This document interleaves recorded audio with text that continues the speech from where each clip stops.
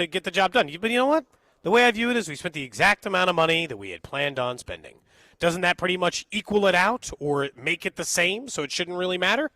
Then, it's all free play. It was free play. I was glad I hit the Vinny bet, and then you and I tried to hit the tables later, and I broke even at blackjack, or between blackjack and roulette I broke even because I kept throwing some cash. Trying to go on that Cody end. was trying to start a conversation with these guys playing blackjack. I was. They weren't interested. Drew, so desperately. I just thought maybe they'd want to chat. So desperately. They had no desire to talk to Cody. They had no desire. One guy seemed like he was kind of down bad. Maybe it wasn't going great for the blackjack table. There were two guys from Charlotte at the table, and Cody would keep it like, so what's your name, guys? What's your names? And they would just ignore him. So where are you guys from? Well, when they answered where are you guys from, they said Charlotte, and they said where you're from. I was like, okay, great. And then after like 5 minutes, I'm like, they don't want to talk. They didn't want to talk. So I'll just let this go. I just tell them nice bet when they won their bet. And then other than that, I'd leave it alone. You guys can interact with us on the J Southland Tow Service text line, 913-586-7965. I don't know if it's on our end, but just behind the scenes, Drew, I don't know. We were getting a little echo back on our way, so I don't know if we could just double-check mix minus. I'm not sure if it's us or back in the station. Last time it was us, if you remember. I know. It might be our equipment. But just a heads up, if you can double-check. If not, we'll figure it out on our end as well. We're good, though. Jake Eisenberg going to join us in 25 minutes. Mike Palm from Circa Sports will join us. We'll find out some of his favorite futures for this season. Also, how is he betting the Chiefs in 2026? Sure. Joshua Briscoe will join us, Chiefs Radio Network pre- and post-game. Of course, you'll hear him tonight and after pre- and post-game tonight here on 96.5, The Fan. And then we don't know who's going to show up in the 1 o'clock hour. We might have some guests stopping by. We're not sure. We're still trying to maybe get Austin Eckler on the show today. He is part of the football panel that they have on Saturday afternoon here at Circa Resort and Casino in Las Vegas, and of course the former Charger running back, and he's been floating around here on Radio Row, so we might have Austin Eckler stop by. But let's talk about tonight for a second. We can get back in some more Vegas stuff that might happen tonight and the rest of the weekend. What are you looking for? It's the worst preseason game of the bunch. I mean, there were 2 preseason games on, or 3, I guess, or whatever it was last night, and you're talking about some guys playing a lot of minutes a lot of snaps that are not going to make rosters. No. And tonight we know Garrett Nussmeier gets the full game. That part is the only intrigue for me, honestly, Cody. Like, I understand Emmett Johnson's going to probably play a lot. We like what we've seen from him. I don't know how much we'll see of Cyrus Allen tonight. But Garrett Nussmeier is the reason. If you're telling me to watch tonight, if you're selling me on why, I want to see Garrett Nussmeier for another full game to make me feel even better about what I think will result in him long-term, not this year, but long-term as the long-term backup for Patrick Mahomes. Like, I think he could end up being Jim Sorgi, who, for those who remember, was the longtime backup for Peyton Manning. I think that could happen for Garrett Nussmeier. I think there are maybe 2 things to watch, 3 things to watch, but it's not many. Nussmeier's number 1, partially because, Gold, this is our last chance to decide whether or not he is worthy of being the backup quarterback next season. Now, I know Chiefs fans have already decided he is, so maybe you guys don't care. But he, I would say, is the guy to watch more than anybody. He's going to play a full 4 quarters tonight. And while I don't think there's any universe in which he can win the backup quarterback job before the season starts, that's why he's starting the entire game today. He is clearly going to make the 53-man roster. I'll give you 2 other players that I think are at least of interest. I will continue to stay interested in whatever the hell Khalil Benson does, wherever he is. He is like maybe even more than Nussmeier because he's a player who might actually matter for this year's team. Nussmeier only matters for this year's team if things went way south. And so that part doesn't really affect the 2026 Chiefs. Khalil Benson might. Doesn't mean he will. Depends a little bit on Jalen Moore and some of these other guys, so we'll see. But he might still make a difference. And because he got roughed up a little bit by Reuben Bain in the last one, I want to see how he holds up in another game at either left tackle or right guard, or wherever the hell they decide to put him today in an effort to see where he is. The other guy that I wasn't planning on making a regular preseason game watch, but because I think they could have a bigger impact than I was expecting this season, is FAU. I'll watch him tonight. Okay. I want to know if he can stack. You know what they say? I want to see if he can stack days, Gold. I want to see if he can put together more than, he had a good preseason game last time out. Can you do that more than once? Can you put back-to-back weeks together? Can you put 4 weeks together? What things are you capable of in, getting more than one thing together at once, I guess is what I'm saying. Versus 1 week, anybody can have a good week. Can you be good multiple weeks in a row against maybe backup offensive lineman in this case. So that's fair. If he shows out again, it'll make you feel better about the scenario early in the year where maybe you've got, no Ashton Gelati, for example. Perhaps you don't have one of those guys out there. That could impact early on in the season how much you're going to play Felix or Ogba. Yeah, and we'll see, I guess, which way it goes with them. But, obviously Nussmeier is interesting just because we want him to be the backup quarterback, right? And that's what everybody wants in the future. I want 3 years of cheap Garrett Nussmeier. The truth is what I want is 2 years or 3 years of cheap Garrett Nussmeier, and for him to ball out in either one singular regular season game in week 17, 18, or to do great in a preseason game and they get a Matt Flynn flip him. That's what I really want. But I would just take a cheap backup that doesn't cost you any money. Yeah, because someone on the text line said, I think Nussmeier is traded before week 1. 0% chance of that happening. No, that's not going to happen. Yeah, 0% chance of that happening. He's too valuable for them going forward, as Cody kind of pointed out. The idea of him being a cheap backup for the next 4+ years after this. Now, we can talk in a year or two whether or not you want to flip him. But remember, for those because it happened with Matt Flynn and Jimmy Garoppolo, we now just assume any backup quarterback that looks good for it could that's be flipped. Literally the remember, dream. That's the dream. But also, let's not forget, I don't know the exact games. Jimmy Garoppolo played in actual regular season games and looked good, and then got flipped, if I'm not mistaken, there in New England. And Matt Flynn played in actual regular season games and then got flipped. So for that scenario, for that dream scenario to happen, you're asking for Mahomes to miss multiple games. Nobody wants that. And he also wouldn't be the first quarterback in this year. It'd be Justin Fields. Yeah, he would. And the way they're playing them tells you that. You're like, well, how could we know that? Because one guy's not playing in the meaningless third preseason game, and the other guy is. They're going to carry 3 quarterbacks for the first time in a long time. I think part of it is because of the injury. I think that made it easier for them to decide that. But I think the other part is, and you and I both know this, Garrett Nussmeier would not clear. That's why they have to keep 3 quarterbacks. They have to keep 3 because he wouldn't clear. He wouldn't make it through to the practice squad. And if you put him on the practice squad, you'd be constantly at risk of some other team signing him to their active roster and losing the guy anyway. Look, it's about time. I'm not saying it's not a good thing. Obviously, Chad Henne coming into a game has made a difference for them. Carson, it's important. They've had a backup quarterback make an important throw in the middle of a Super Bowl run in which they won. So I don't want to make it seem like it's not important to have a guy who can go out there and get a couple of snaps for you and help you in a single drive or a couple of drives or finish out a game if something were to happen. I'm not saying it's not important. Obviously, that's the worst case scenario, but it has happened to this team. But that's why you want a cheap option. Stop spending draft picks. They have 2 draft picks and money tied up in the backup quarterback this year because they traded a pick for Justin Fields and they used a pick on Garrett Nussmeier. So, if you could just get Nussmeier up to speed and the backup, well, then you're done spending on it for a couple of years. Not big assets, but enough that you don't want to be spending $3, $4, $5 million a year on a backup.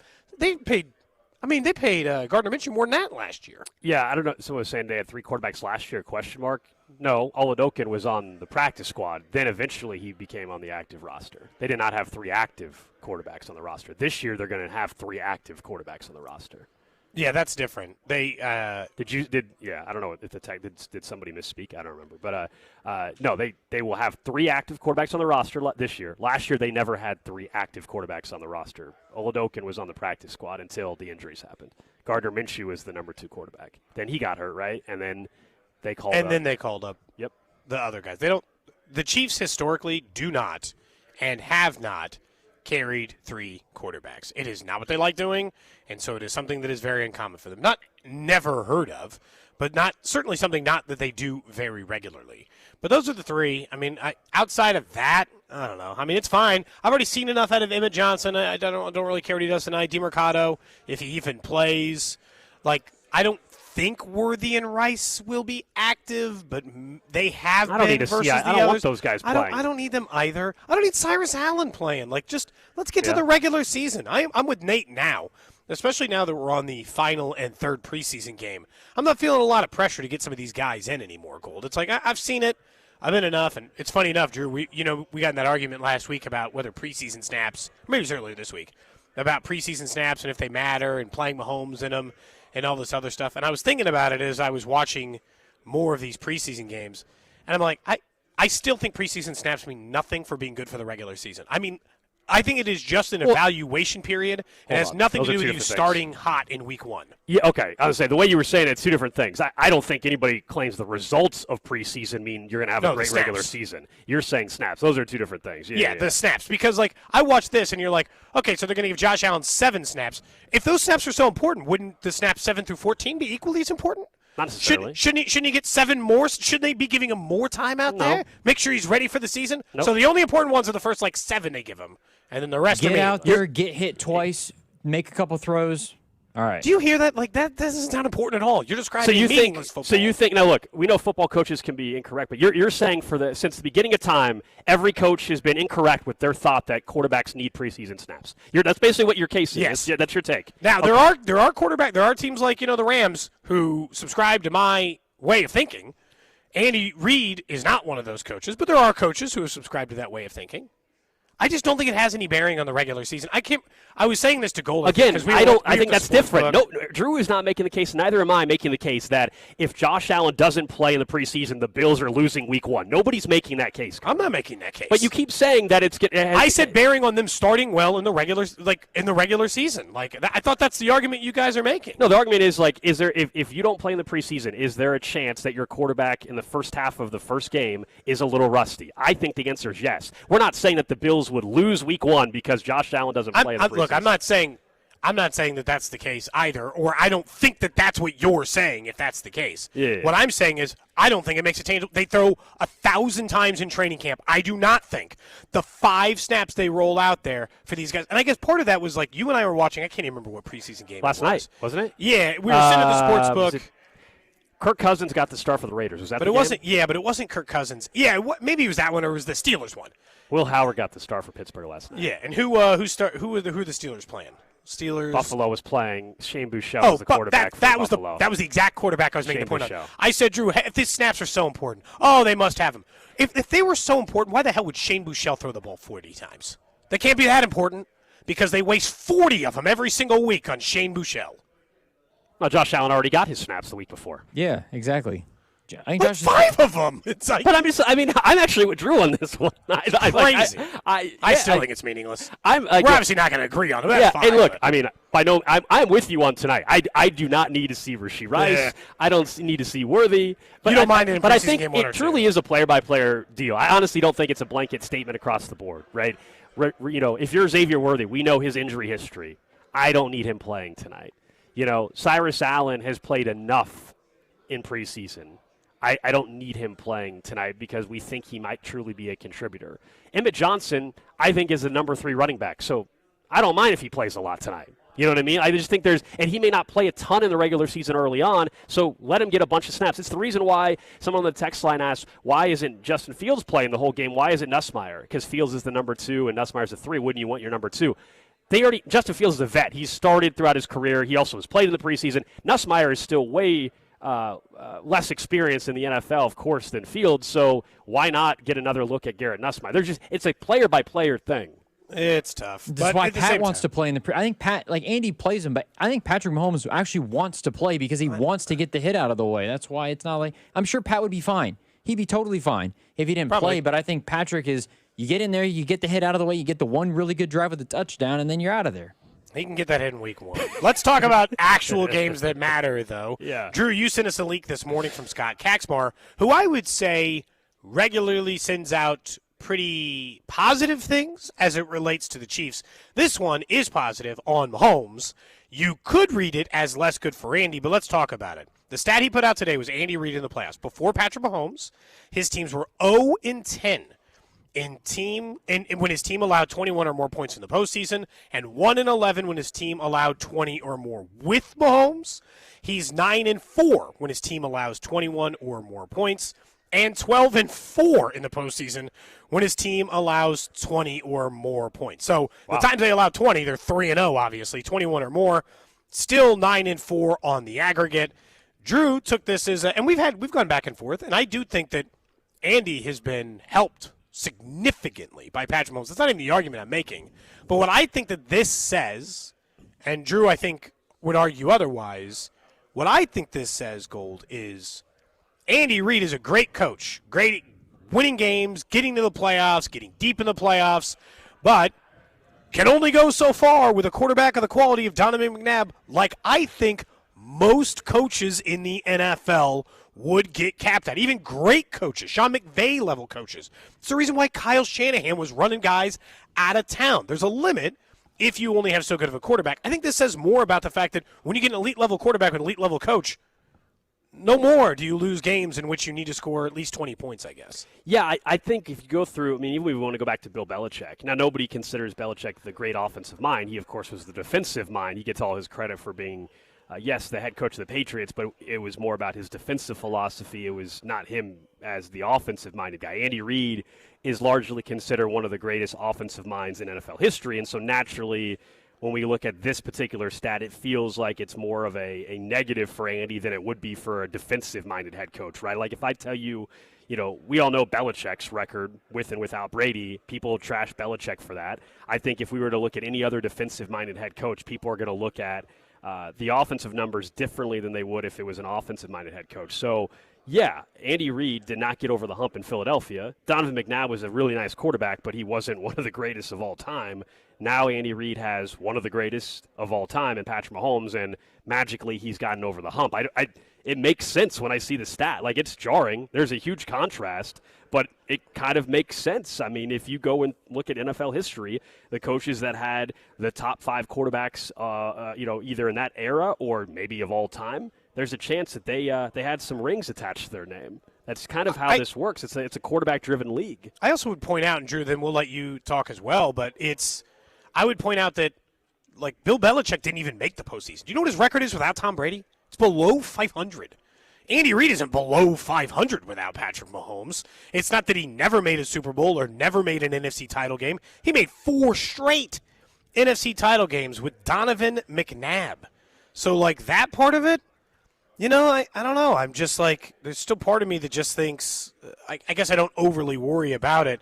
I know we could point out, like, Sean McVay, who obviously did a lot more winning, but Sean McVay had a 5-12 season without when his quarterback was hurt. He went 9-7 in 2019 when he didn't have a guy like Stafford, but instead had Goff. He went 10-6. He got to a Super Bowl with Goff, but Andy Reid got to a Super Bowl with Donovan McNabb. He got Stafford, and then everything got better. What's your argument, I guess, and this is I think your exact quote, Drew, was Mahomes' back should be hurting from carrying Andy. I don't think it's quite that strong, but I get your point on Mahomes has made things better. I mean, the biggest thing is when we talk about the playoffs, everybody is supposed to be at their best, and when Andy hasn't had people when he didn't have Mahomes in the playoffs, he's lost all but he's 1-21 without Patrick Mahomes. That's just when they get up 20. That doesn't mean he never won. He obviously got to 4 straight AFC title games. I know, I totally get it. But I think from that standpoint and the way that the offense has looked over the last couple of years. And even going back to what Colin Cowherd said, I mean, he rattled off all those things about Patrick Mahomes, and then he said, is it more of the roster as a Patrick Mahomes? Evidently, based on the metrics of this, it's Andy Reid and the roster. It's definitely not Patrick Mahomes in this conversation of why have they been lacking. And I think the conversation around things could get even stronger this year based on how the offense performs. Where let's say they could even make the playoffs this year. But if the offense still, once again, looks stagnant or it looks like open heart surgery to try to get a drive down to score a touchdown, then I think that's a problem. Like in this metric, Andy Reid's scheme is worse than Kevin O'Connell's, worse than Nick Aley's at Houston, worse than Drew Petzing at Arizona. Like the way that Patrick Mahomes, based on the metrics in terms of postseason, when you got to be at your best, Andy Reid has been worse actually in the postseason based on this metric when he's supposed to be better, which I think is something that has to be pointed out when we talk about who the greatest quarterbacks are and everything like that. I think part of the reason why Andy Reid is considered to be one of the best of all time is based on this evidence, more because of Patrick Mahomes actually than what Andy Reid did. I also think you mentioned Kyle Shanahan. Kyle Shanahan is doing what he's doing with Brock Purdy, who's probably top 15, which is not, Donovan McNabb was probably top 10 when he played. Patrick Mahomes obviously top 2 when he plays. I think there are some levels. But Shanahan hasn't even accomplished what Andy did in Philly, He's gone to 2 Super Bowls, but he's won 1. Yeah, but it's Mahomes, very similar. It's very similar. Andy never won one at Philly, and he went to one. It's similar. I mean, we've made, going back 2 years ago, I think one of the takes right after the Chiefs beat the Niners in the Super Bowl, in fact, on this very show was that Kyle Shanahan's exactly where Andy Reid was when he was in Philly. I think Agreed. it's an exact comparison. Now, okay, I will say I agree with you on where we're headed with Andy Reid, Drew. I think that's different from the stat that was put out there. So for me, they're two different things. I think that, as we've discussed all this offseason, that if this team misses the playoffs and the offense is stagnant, there's a real conversation about Andy Reid's future in Kansas City. 1,000% agree with you. I don't think this stat is the same conversation, I guess is what I'm saying, right? Like, if we want to say that, like, right now we don't like where it's trending and that it's a massive year and that Andy Reid needs to prove that he can adapt, 1,000% with you. I don't think the stat showing that Andy Reid is worse without Mahomes and better with them means that, like, those aren't the same thing. Like, that to me is not the same conversation, because, like, I saw that. I think Baxton had a tweet last night about Andy Reid and how, hey, maybe there's a chance he's not the coach next year. I think there's a chance. I don't think it's because that Mahomes has been carrying Andy Reid. I think they're two separate conversations. But I think that based on the way that this has gone, because they were not going to make the playoffs last year when Mahomes was healthy. If they miss again, that'll be 2 wasted years of Mahomes' prime. When he played. Well, I agree. That's what I'm saying. I agree where we're headed. Because I know we mentioned the Philly argument, too, about, well, he didn't have McNabb, and that's why, because he had Kevin Kolb, that's why he missed. This would be 2 years in a row of Mahomes' prime that they would have missed. And I think a lot of all of the fingers, we've talked about this, all of the fingers don't point to EB. They don't go to Mahomes. They go to Andy Reid, and they somewhat would go to Brett Veach, where I think in terms of the standing of how we view Andy Reid could just be based on this metric, as well as the question of the offense just falling off, and if Andy can adjust and all those things, like, maybe we need to reevaluate where Andy is on the all-time coaching totem pole because of this. Maybe we need to reevaluate Bill Belichick. Like, is he really the greatest coach of all time when he had Tom Brady this whole time? And that was the whole conversation as well around Belichick and Brady, was how good is he going to be without Tom? And we know how that went. 100%. I would a couple things again. I think once again I agree with where we're trending for Andy Reid. I don't think if they miss the playoffs this year, it's going to cause me to rethink the entire legacy of Andy Reid. I refuse. No. I refuse to agree with that. I also think if you're going to tell me we need to rethink Bill Belichick and rethink Andy Reid, can I ask then who's the greatest coach of all time? If that's the case, if we're going to say that neither one of those guys can be it, whoever did the most with the least. I didn't say neither of those. I didn't say neither of those could be it, but I think that in terms of you looking at Tomlin, who did more, I mean, Tomlin, I think actually should be respected a little bit more than what he is based on what he did. I don't think very many coaches could do it all what Mike Tomlin did. I don't know if that means that he's up there in the conversation. I think he's outside of Pittsburgh pretty well respected these days. Oh no, 100%. I think he's gonna. I'm just saying, if you gave Mike Tomlin Patrick Mahomes, does Mike Tomlin have as many Super Bowls? If Mike Tomlin was coaching the Chiefs, does Mike Tomlin have as many? Does he have more? So hard to know. Obviously, my guess is Mike Tomlin would have one more. That's part of the fodder where we're like you can't say like that goes back into the greatest of all time thing. Like, that's all opinionated stuff. Like, I mean, if you value things differently, then your GOAT could be different than somebody else's. But I think it's fair based on this metric. We're in the playoffs. Andy Reid is 1-21 with this stat and is much better with Patrick Mahomes there. I think there's obviously a difference in having a great quarterback versus not, but for him not having Patrick Mahomes and not being able to come through with this even with McNabb, who we all believe was at his time of playing a better quarterback than Kyle Shanahan has had, a better quarterback here recently than guys like Mike Tomlin have had, or Mike McDonald and Sam Darnold, like all of these different things. I think it is part of the conversation. We'll get back to this, I'm sure, a little bit later on in the show. Up next, though, Jake Eisenberg of the Royals is going to join us. He, of course, has been on the broadcast throughout this Toronto Blue Jays series. We'll also be joined by Mike Palm from Circa Sports as we continue broadcasting live from Circa Resort and Casino here in Las Vegas. This is Cody and Gold on your new home for K-State Athletics. 96.5, The Fan. Brought to you by Heartland Men's Health, the leader in men's sexual health. Thousands of men have been successfully treated for low T, ED, and more, all with discretion and compassion. Make your appointment at heartlandmenshealth.com. College football is back, and so are the prediction. Who makes the playoffs? Who wins their conference? Who takes home the national title? On Kalshi, America's #1 prediction market platform, lets you trade the predictions in a live market. Maybe you think MU is going to get the job done. A $100 trade over there to make the playoffs would see $542 because it's trading at about 17% right now. On Kalshi, you're trading against peers in a live market, meaning there is no house, and as the probability changes, you can buy in and out of your position. Trade the draft pick, the game, and more on Kalshi. Download the Kalshi app and use code TAPP, T-A-P-P, to get $20 when you trade $20. K-A-L-S-H-I, Kalshi, trade on anything. 18 plus only. Restrictions and eligibility requirements apply. Event contract trading involves risk and may not be suitable for all investors. Kalshi products are not available in all jurisdictions. Prices, values, and available markets may differ from those mentioned. For more information, see kalshi.com/regulatory. Liberty Mutual customizes your car and home insurance. And now we're customizing this late-night ad to make you more alert, which could help your driving. And science tells us that pulsing beats faster, stimulating audio like traveling sound,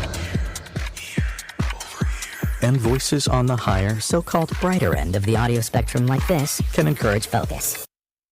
Also, a familiar tune can help, so... Liberty, liberty, liberty, liberty. Experience the magic at the Kansas City Renaissance Festival. Join the revelry for 7 adventure-filled weekends. Enjoy a turkey leg or a delicious Wagyu beef slider. Challenge yourself with the Knight's Warrior Challenge or the Wizard Wand Workshop. Visit the Viking Encampment or Mead Hall. Find unique handcrafted gifts at over 150 shops. Experience 22 stages of entertainment plus full combat live armored jousting. Saturdays and Sundays, Labor Day and Columbus Day, September 5th through October 18th. Visit kcrenfest.com. Hi, I'm Carter. And I'm Charlie. We'd like to share a quick story about a homeowner named Jack. Jack had a home he needed to sell fast. And Jack thought he had it all figured out. So Jack talked to multiple cash buyers. Jack chose the highest offer. But the day before closing, guess what? The buyer backed out, leaving Jack with the moving truck all packed in the driveway and not sure what to do. Jack learned the hard way that the highest offer isn't always the right offer. Jack got suckered. Make sure you aren't hung out to dry. Call our dad at Rex Buys KC. Our dad is local, he knows Kansas City, and he actually closes deals. No repairs, no fees, no showings, no surprises. Just a fair cash offer and a smooth process. Now, don't be like Jack. Call 816-330-6000 or visit rexbuyskc.com. Rex Buys KC, helping people make smart choices one home at a time. Straight Talk Wireless presents Pickup Truck Wisdom. If you're only good to your new friends, you're not going to have any old ones. Straight Talk gets it. That's why new and existing customers get free 5G phones on Verizon's 5G network. Pretty simple, really. You keep good people by being good people. Find us at straighttalk.com and Walmart. Straight Talk Wireless. Straightforward. Always. Taxes and fees apply. Plan purchase required for free phone offers. Copyright 2026 Verizon. Jake from State Farm. I just beat my running PR, so I'm celebrating with the Banana Bonanza smoothie. Hey, and you can keep celebrating when you create an affordable price just for you by bundling your home and auto with the State Farm Personal Price Plan. Go bananas. I will. Hey, make it a large. Bundling, just another way to save with the Personal Price Plan. Like a good neighbor, State Farm is there. Prices are based on rating plans that vary by state. Coverage options are selected by the customer. Availability, amount of discounts and savings, and eligibility vary by state. You're listening to 96.5 The Fan from the DM Injury Law Studios. Mike's got this. Car, truck, or motorcycle wreck? Remember, Mike's got this. 816-888-7500. Mike's got this.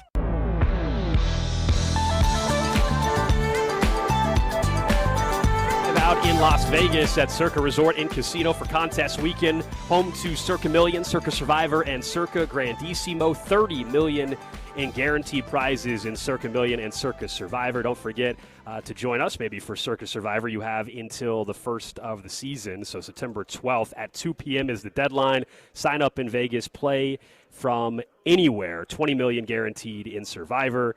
Go 20-0 or be the last person standing to win. We'll have some fun with that throughout the season as we got a station team this year on the Survivor and not doing the Circa Millions this year. We switched over to doing a little Survivor. But let's talk some baseball before Mike Palm from Circa will join us here in about 10, 15 minutes or so. We go out to the Golden Oak Lending phone line and welcome in our guy Jake Eisenberg from the Royals Radio Network. He joins us each and every Friday. The Royals in Toronto. We were watching the game here on the giant screen that they have at the book, man, and right away the Royals got going. What Carter Jensen, I think I saw the stat, and you probably mentioned it during the broadcast too, which is he's got more leadoff home runs for a catcher than anybody since like the 60s. Is that right? Something like that I saw? Yeah, it's a little bit of a specific one, but it's a cool one. So Carter Jensen has 5 leadoff home runs this season, which is the most leadoff home runs by a catcher in Major League history, at least going back to 1961 when we can, figure out these sorts of things. He broke a tie with Paul LaDuca last night, so that's pretty cool. When you look at, I guess, what Carter Jensen's done this year, like I understand, because I got an argument, Jake, with somebody on the text line last week. They're like, well, an on-base percentage, he's only 13th in baseball. And I don't think they're appreciating at 22 as a catcher with those power, catching the number of games, which is more than I think they'd originally planned for him this year because of Salvi's different injuries. What he's doing at 22 at catcher is rare, right? Yeah, and I also think that getting into an argument with somebody on the text line was your first mistake. Yeah, I know. You guys wouldn't like it if you had a text line, Jake. It's actually, you know what? I actually think every single you guys should all be required to have a text line right there, live in front of you during the broadcast. I kind of do. It's called my Twitter account, right? Yeah, that's fair. That's fair. That's a public version of a text line. And no, I just because there are some really interesting comments that you see day to day. Yeah, and I think we are underappreciating a little bit what Carter Jensen has done this season for age 22 season, first full year in the big leagues. This is a little bit different than Jack Caglione in the sense that Carter played 1 month of Major League Baseball last year, while Cags came up in early June, right? So we saw Carter for 1 month. This is his first real Major League season, and he's been terrific. The defense is vastly improved from the first month and change of the season, and he's been catching just about every day now for the last, 2.5 months? And what he's been able to produce, in terms of home runs and RBIs and doubles, he's walked 55 times this year. The plate discipline's excellent. 3 of those walks came yesterday. No, he's having a really, really good year. Would it be a fair sentence to say that Jack Caglione is on the cusp of MLB superstardom? I think that would be a disservice. I think he's You think he's there? MLB superstardom. Yeah, I think he's there. I think he's one of the most recognizable, 50 names in the sport right now. I mean, I'm just kind of plucking that number out of thin air, but I think in terms of Q rating nationally, I think a lot of people know who Jack Caglione is and what Jack Caglione is capable of doing. And yes, a lot of that comes from, being Jack Tani in college and then being the 6th overall pick. But what he's done this year, too, as a major league player, especially what he's done in the month of August, he's going to win player of the month this year. I think. I haven't looked at all the other numbers yet, but the dude's hitting .415 with 6 homers and 26 RBIs in the month of August. He's been otherworldly since the beginning of June. Yeah, I think he's in Major League Baseball superstardom. That pitch last night, because obviously it was a position player pitching, that ephus pitch he put to the moon is just one of the funniest things ever for a pitcher to have to do, because you always think that they would do that, but to watch somebody actually tee off on one of those like that is funny. Well, and that's the thing of it. It's look, in the box score, it doesn't say 1 home run asterisk off a position player. It just says 1 home run. So take them while you can get them. I went back and I saw the clip from Ryan and Haas in the TV broadcast, and hearing Haas just start laughing at the swing and the ball off the bat was the greatest thing. That was awesome. We're talking to Jake Eisenberg here on 96.5 The Fan as the Royals continue their series in Toronto.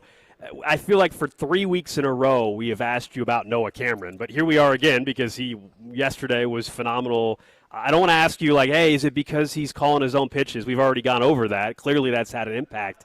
But where's he at in baseball at this point as a pitcher based off of what he's been able to do? I think it's just building confidence. We've talked about the conviction a lot, and I think that is a big, big part of it. And calling his own pitches is a big, big part of it. The rhythm is a big, big part of it. The numbers on the slider in particular have been incredible over this last, 7 games, 6 starts now. So, you combine the conviction and the tempo and the rhythm with the execution of the pitches that we have seen can be really good. And yeah, Noah Cameron is building confidence in a way that he has never built before. and it's been really fun to watch. He gave up a 2-run homer yesterday in what was at the time a 10-run game. I said this on the air that I half jokingly, you're up by 10 runs in the 6th inning, your pitch count's in a good spot. You might as well just throw it right down the middle. Now, that's not what happened, and of course, not what he would have done. But the 2-run homer he gave up was in a 10-run game, not in a big spot. I'm not sure, I haven't had a chance to talk to him if you pitch any differently in that spot, but what he's been doing right now is both really fun to watch and really encouraging for next year. Time and everything escapes when you're in Vegas. I keep saying Toronto. They're beginning a series in Cleveland tonight. A pretty big one if you buy into any of the thought that they might make a run here. Yeah, and Cleveland is basically the Vegas of the state of Ohio, so it's understandable you got it mixed up. Yeah. I mean, but in all seriousness, though, if you are somebody that's out there that truly is still trying to dream and dream big about the season and an unbelievable comeback, I mean, this is a series the Royals have to have. You're now talking about teams that are in front of you in the wild card race. Yeah, if you want to borrow a Fred White line, if you want to dream a little, I mean, I'll map it out for you the best I can. The Royals are 8.5 games back of the Guardians for the third and final wild card spot. Yes, there are 1, 2, 3, 4, 5, 6 teams between them and the Guardians. I'm not saying any of this is likely. I'm just saying that this is mathematically possible in the sense that you've still got 6 games head-to-head against Cleveland. You've got 3 this weekend. You've got 3 when they come to Kauffman Stadium. You still have 3 games head-to-head against the Blue Jays. The Royals have the season series tiebreaker against the Mariners and the Twins and the Tigers. They do not have it against the Rangers and the Orioles. They could have it, depending upon the results over the next 6 games against the Guardians. They also have an outside shot to have the tiebreaker if you really want to go that far against the Red Sox. That's probably not going to come into play anyway. But the point is that there are teams that the Royals are behind that they will face between now and the end of September. And 8.5 games out is maybe not the same as it used to be, given what we've seen over the last couple of years. I mean, heck, last year I think it was September 2nd or 3rd. The Guardians were 11 games back in the division and came back and won with, the Tigers' cataclysmic collapse. So anything is possible. Is it probable? No. Is it possible? Absolutely. And there's no reason not to believe. Look, I'll be the last one off this train.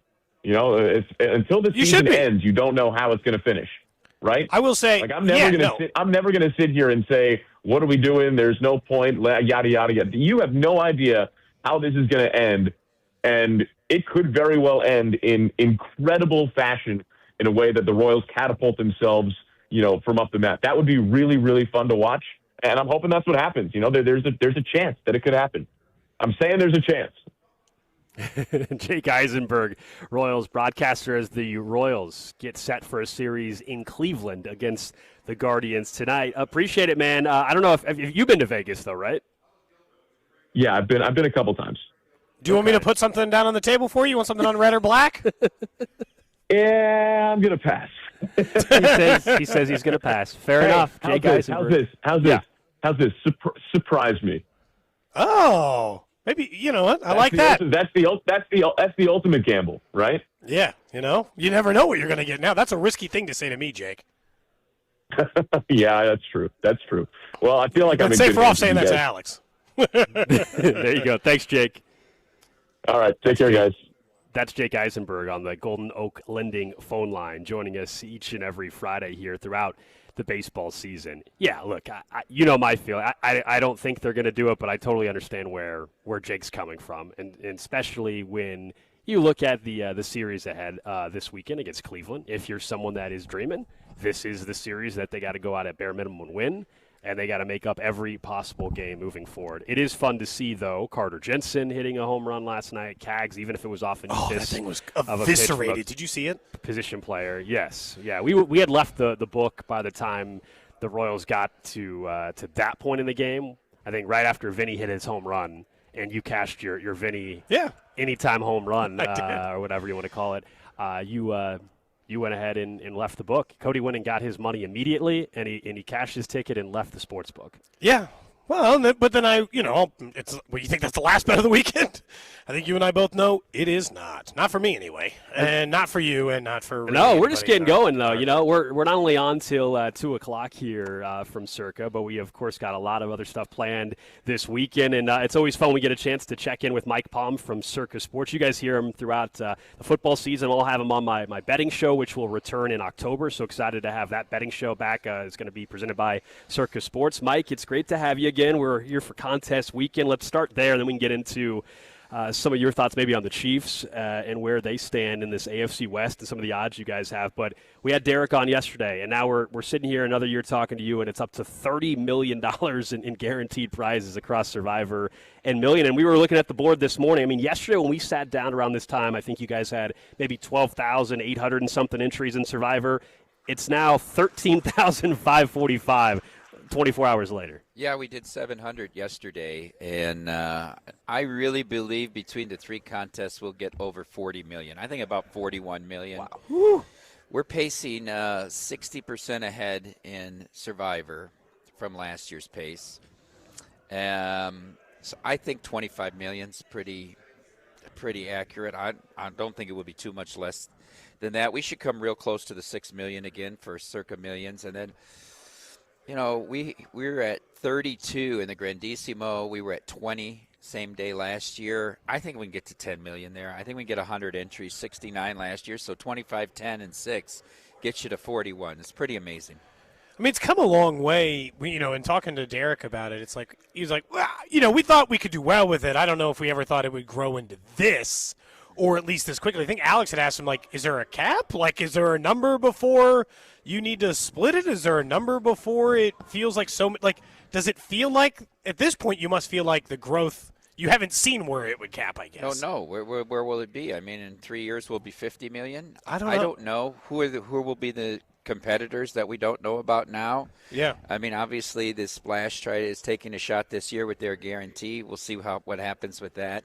You know how we feel about unregulated markets, but you see, you never know. And so, what did Lou Holtz say? If you're not growing, you're dying. You just have to keep making it better, make it a better experience, make this weekend bigger every year, and hope that people love it. The thing about Survivor is it's so beautifully designed. I mean, if you went out in week 5 because Mercado dropped the ball going across the goal line, you're going to say, how can that ever happen again? That's the worst beat of all time. And you'll be back and you'll have more entries than you did last year, right? That's what happens. And then new people hear about it and you get new customers. So that's why it just keeps growing at this rate. Yeah, Mario DiMercato, member of the Kansas City Chiefs now as well. Yeah. We're hoping he will never, ever do that again. Circa Survivor, 20 million guaranteed. We had a scheduled appointment yesterday after our show with one of the proxies down there. So we put in an entry as our station. So we moved over from Circa Million. We're doing Circa Survivor this year. Wow. What's your best piece of advice? I will be honest, though. We think there's going to be some great on-air content and arguments because we got to talk 4 or 5 people into a pick each week here. So how many people are involved in this? 5. 5 of us. For this entry. Yeah. Okay. Because we like it for the on-air element. I think I like it for the on-air element, but I don't think you should play Survivor as a group. Ooh. Unless there's so little ego amongst you, which I really doubt. Radio people, doubt that you can all just say, okay, Alex is the guy that's going to put the pick in no matter what, and we're going to disagree because I've seen it ruin friendships when you get to December and there's 2 guys. Amal Shaw says, I'll never play again with a partner. Get knocked out in week 16 and you didn't want to go with that play, but you gave your partner the ultimate decision-making authority, and it cost you millions. Mm-hmm. It's very not like these Meatball brothers that split it. Yeah, I mean, they don't care. We met them last year. Yeah. Right? They're just a group, and this guy's going to make they'll just all get behind it, right? You have to have that mentality. I doubt that the station, that's going to be the mentality. In fairness, I openly told Alex yesterday, I said I would be in favor of one person makes a decision and I just root for someone. Like, take the pressure off. Yeah, but I'll just but root when it's for 25 million and you're down to 7 entries, and then you're just rooting. Are you just going to root with what Alex likes? No way. No way. You know we can have a happen. conversation. We've got a guy at the station that you've never met before. He's named Jay Binkley, diehard football guy, your ultimate football guy. We're going to get 100 texts a day about this Survivor contest, I can promise you. So it's going to be interesting. I think the Millions is great to play with a partner or group. Yeah, we did that last year as a group. Yeah, for me, it's hard to come up with 5 picks on my own Yeah. every week, right? Yeah. But having the conversation and everybody having a different perspective, I think is wonderful. I'll say this about Survivor. Here's the lesson I think we learned last year. You have to go. So everything starts with Thanksgiving and Christmas, right? Yep. But really Thanksgiving, because if you make it to Christmas, you're making money off your entry, right? It's going to be worth a lot of money. So I think what you have to do is there's a lot of teams playing both, right? There's a lot of teams that are overlapping. They play both in this Thanksgiving window and in the Christmas window. I think what you have to do is find a game on Thanksgiving. Find a game on Thanksgiving that involves that involves two teams that also play on Christmas, right? And you save both of those teams to use against each other on Thanksgiving. You will be knocked out, but the other team will be available on Christmas. Look at all those people that played last year and got to Thanksgiving and had the Eagles as a touchdown favorite or Baltimore as a 9-point favorite. They played it perfectly, and what did they get? 0. Knocked out. So I think on the holiday weeks you have to use 2 teams out of the same game. That's my advice, and I've thought about this a long time. It's no good that you come down to 4 games and you get the biggest favorite and you still lose. I mean, that could happen any week, but I would try. And now that means you're going to have multiple entries, right, to do that, and probably more than 2. You have to be perfect all the way along. But I think that's what I learned from last year. You do that double option theory on Thanksgiving. We got Mike Palm joining us from Circus Sports here on 96.5 The Fan. All right, let's get into a couple of Chiefs futures that you guys have here at Circa. I was looking in front of me. The AFC West, fascinating division. I think this year, plus 185. You guys have right the now. Chiefs. I just looked. They're co-favorites right now. They're both plus 190. Okay. With the Broncos. So they're dead even choice. When I look at this division, I'm down on the Chargers. Same. I am. I'm probably higher on the Broncos than the market and down on the Chargers. And the Chiefs are like the Bears to me. I'm ambivalent. I go back and forth with how I think about the Chiefs. I don't know. Will Mahomes be just the Mahomes we've always known? That's a question. Is the wide receiver room good enough if he is Mahomes? I don't know. The kid they picked in the middle round seems to be good. Who knows? Who knows what Rishi Rice is going to be? How much does the Bieniemy family situation impact the team? I think they're a playoff team. If you told me I had a bet to win the division, I'd probably take the Broncos if it's even at 190. But I don't think the Chargers are a playoff team. I think they were way ahead of schedule last year. Just having an adult as a coach probably got them 4 more wins, right? But they're going to have offensive line problems again. And I don't like that this trollop Madison beer is hanging out at their practices. I'm not a fan. Having a picnic with Justin Herbert? It's ridiculous. First of all, how many excuses is Herbert going to have? Well, that's fair. He's out of them after this year. His life What's is left? right. There's no more for him now. People love Mike McDaniel, I don't think this guy's a winner. I just don't think. It's always somebody else. I think it's him. Anyhow, so that's the way I kind of look at the West. And the Raiders are just a project, right? I mean, right. I think Cousins is the right guy to mentor Mendoza. When that will all happen, I don't think they're a talented enough roster to be seriously contend. They'll upset somebody in the division along the way somewhere. But that's how I sort of see the West. You got an NFL future that you love in particular this year? I really like the Vikings to make the playoffs at plus 155. You and I will lockstep on this. Hey, he likes him to win the division because you can get him at 5-1 still. You could make an argument for all 4 teams in that division. I think it's the most fascinating division in football. I'm not a big believer in the Packers. I don't know what they do really well. You guys been talking or something? The Bears, same stance. The Bears have you can line up 5 things on one side to tell you why the Bears are going to be worse, and you can line up several things on the other side to say, well, they'll be better. They lose all the secondary that created all the turnovers, and they had tremendous turnover luck. You win all those one-score games, right? You have a much harder schedule, and yet it's year 2 of a great head coach and what could be a great quarterback. And I know they have left tackle issues. I think the Vikings, if Kyler Murray's playing for his next contract, he's also playing for redemption. He's also playing to get rid of this, that he doesn't work hard, he's not focused, all that. He's got real weapons, And he's also on the opposite side of the ball, got a defense that's been in the top 7 4 straight years. And let me tell you, this is bust year, boom or bust for KOC. The Golden Boy, this is year 5. Outside of Marvin Lewis, nobody gets year 6 if you haven't won a playoff game in your first 5 years. I think it's all in on the Vikings. They had the worst quarterback play they've had since before Fran Tarkington and won 9 games last year. That's how good this defense is. I think they're a playoff team, and I think they have a shot. The reason I didn't bet them to win the division is Detroit could be average and be 13-4. That schedule is just – isn't KOC kicking himself that he won the last 3 games, or he'd have this Detroit schedule, and they might be the favorites in this division if they had Detroit's schedule. I think Detroit's got one of the – other than Cincinnati, another team I like to win their division. It's hard to have a much easier schedule than that, but the North, the AFC North, has the NFC South this year, which is a – interesting division in the sense that anybody could win it, but not interesting because all the teams stink. They're all mediocre, right? Yeah. I bet in that division, I bet Atlanta over 6.5, and I laid it like 135, I think, on that ticket. I mean, if Tua is a top 20 quarterback, this is a massive upgraded head coach. Massive to me, the biggest upgraded head coach of anybody. He's got a lot of weapons. I just think, and playing all those divisions, if Tua is any good at all, I almost wanted to bet the over 7.5 at the like plus 170 price. I didn't. I just took the 6.5. I just would be shocked if this team doesn't win. I mean, and I think they're probably the best team. Tampa bothers me that everybody wants out of Tampa.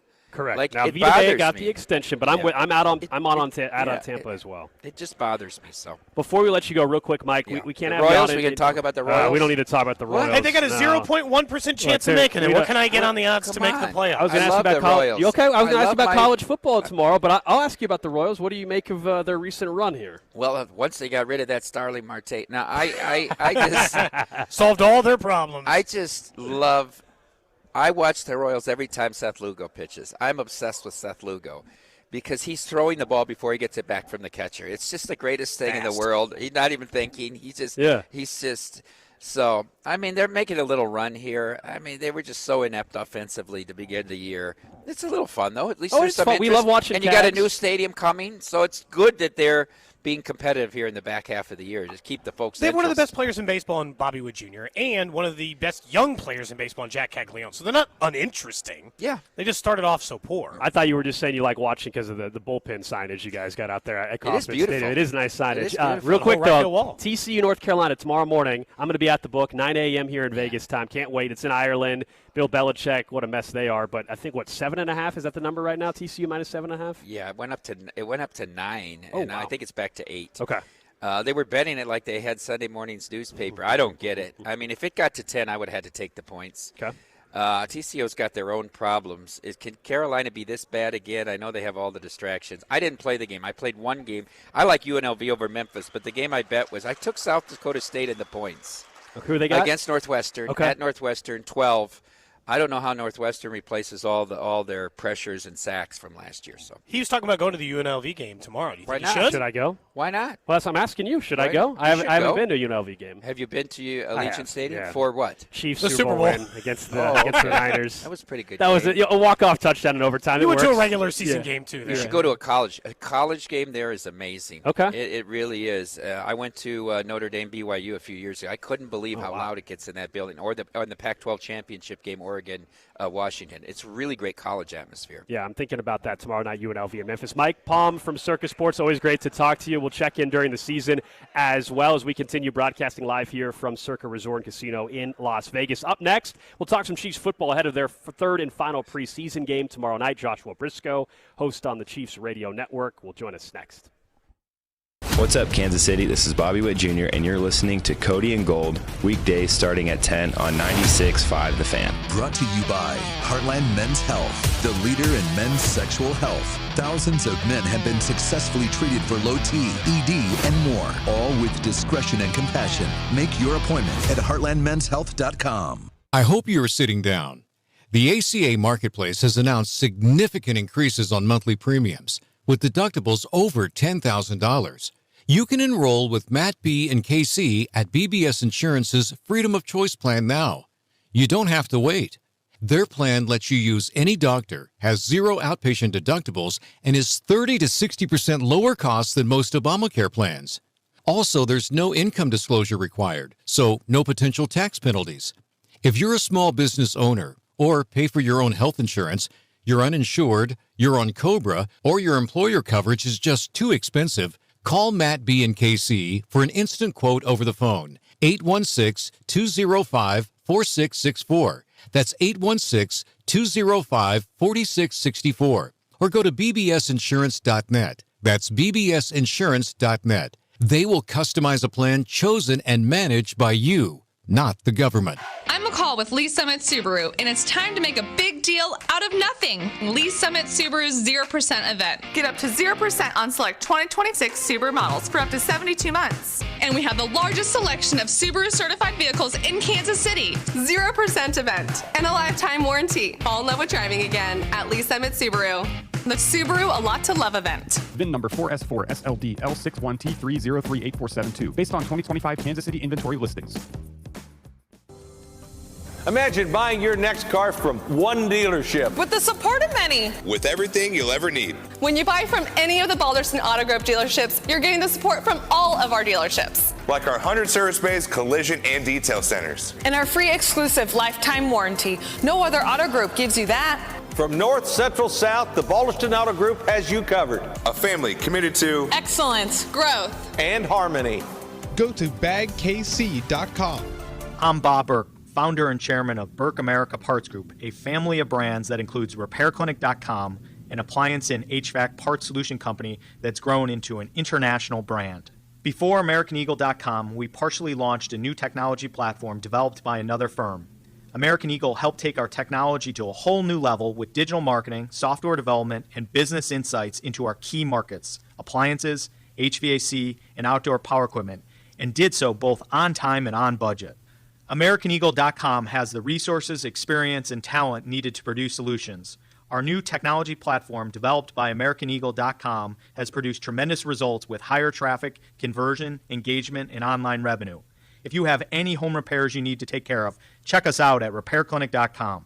If you need a world-class website or technology project, then I would highly recommend AmericanEagle.com. Call AmericanEagle.com at 773-NETWORK. That's AmericanEagle.com, 773-NETWORK. Flu season is here. Get your flu shot today at your local Hy-Vee pharmacy. It's easy, convenient, and no appointment is necessary. Plus, when you get your flu shot at Hy-Vee, earn a 20-cent fuel saver. That's right, a 20-cent fuel saver. Get your flu shot when it's convenient for you.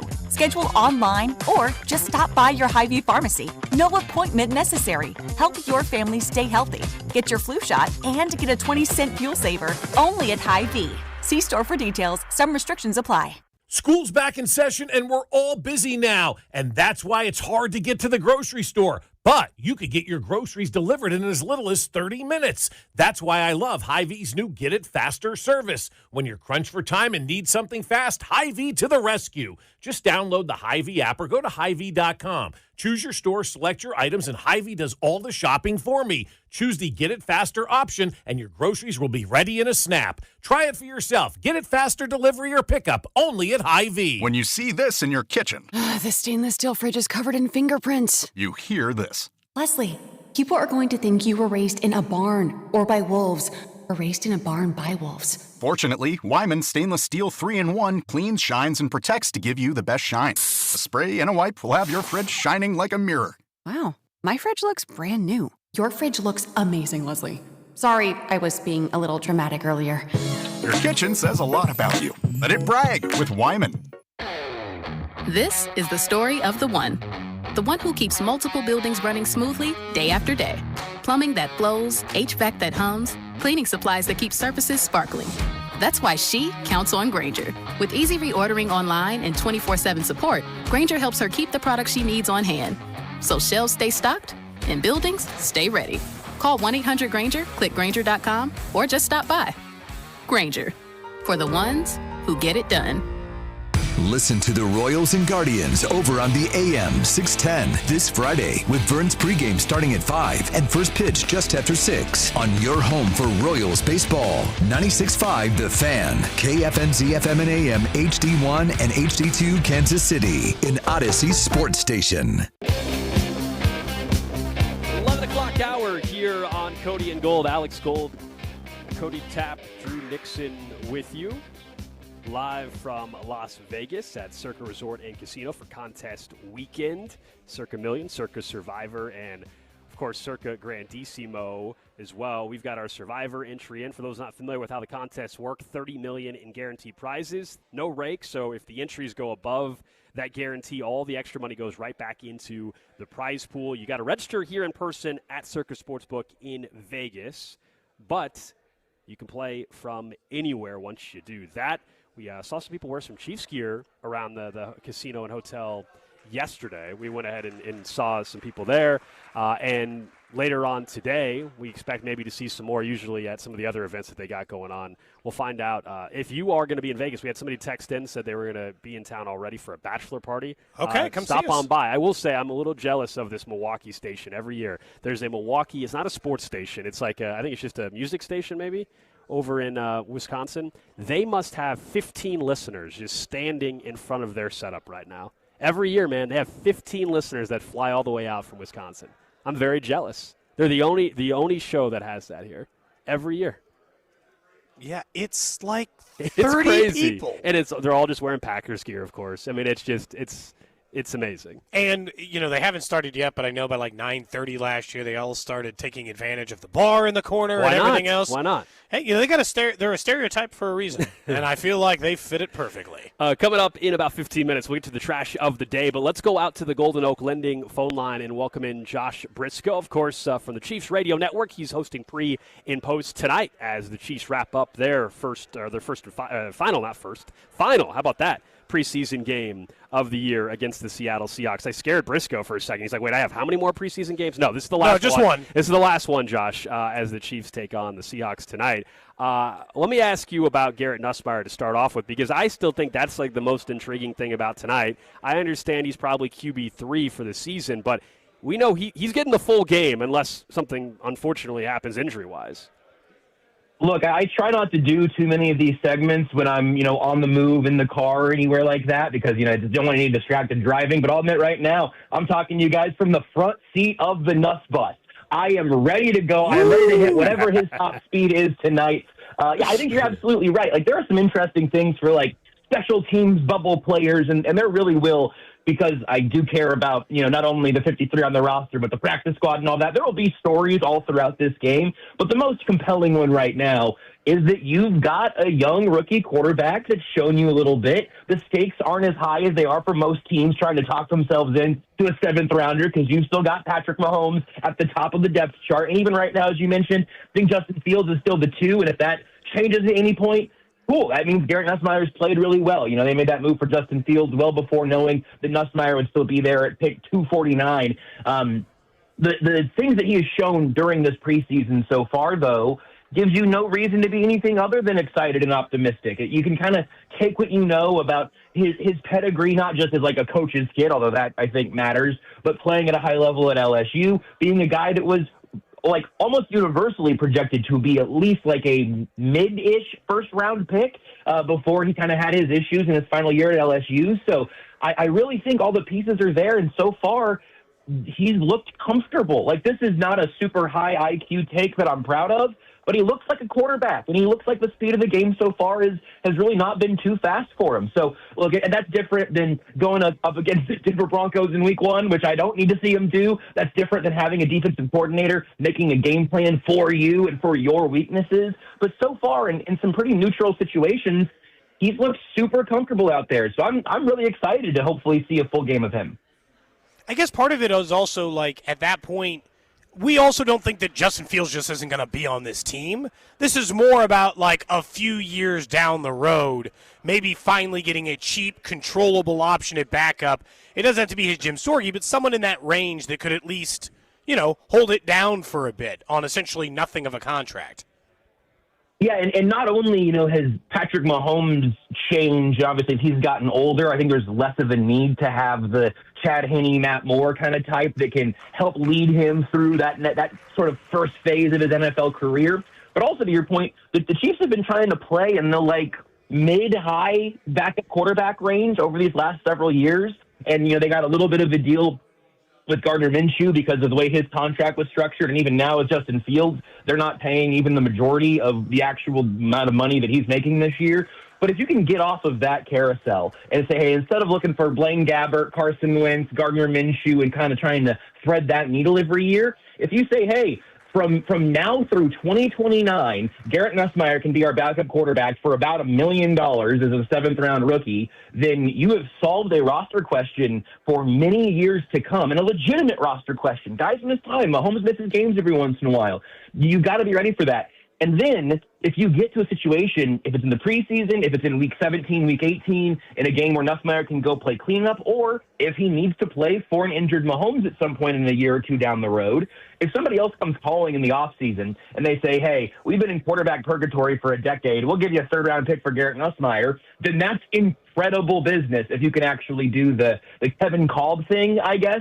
So I'm really excited to see what he can do, and I really think that there's something fun about just being able to project for a young quarterback. And again, I wouldn't trade the Patrick Mahomes experience for the world or for 100 NFL worlds. Like, that is a luxury that we have, that we know that the best quarterback in football is on this team. But now you can look around and say, hey, you know what? There might be a little quarterback development story going on here with Nussmeier, and that's a fun way to spend at least the month of August. We're talking to Joshua Briscoe here on 96.5 The Fan. He, of course, hosting pre and post here tonight on the Chiefs radio network as they take on Seattle.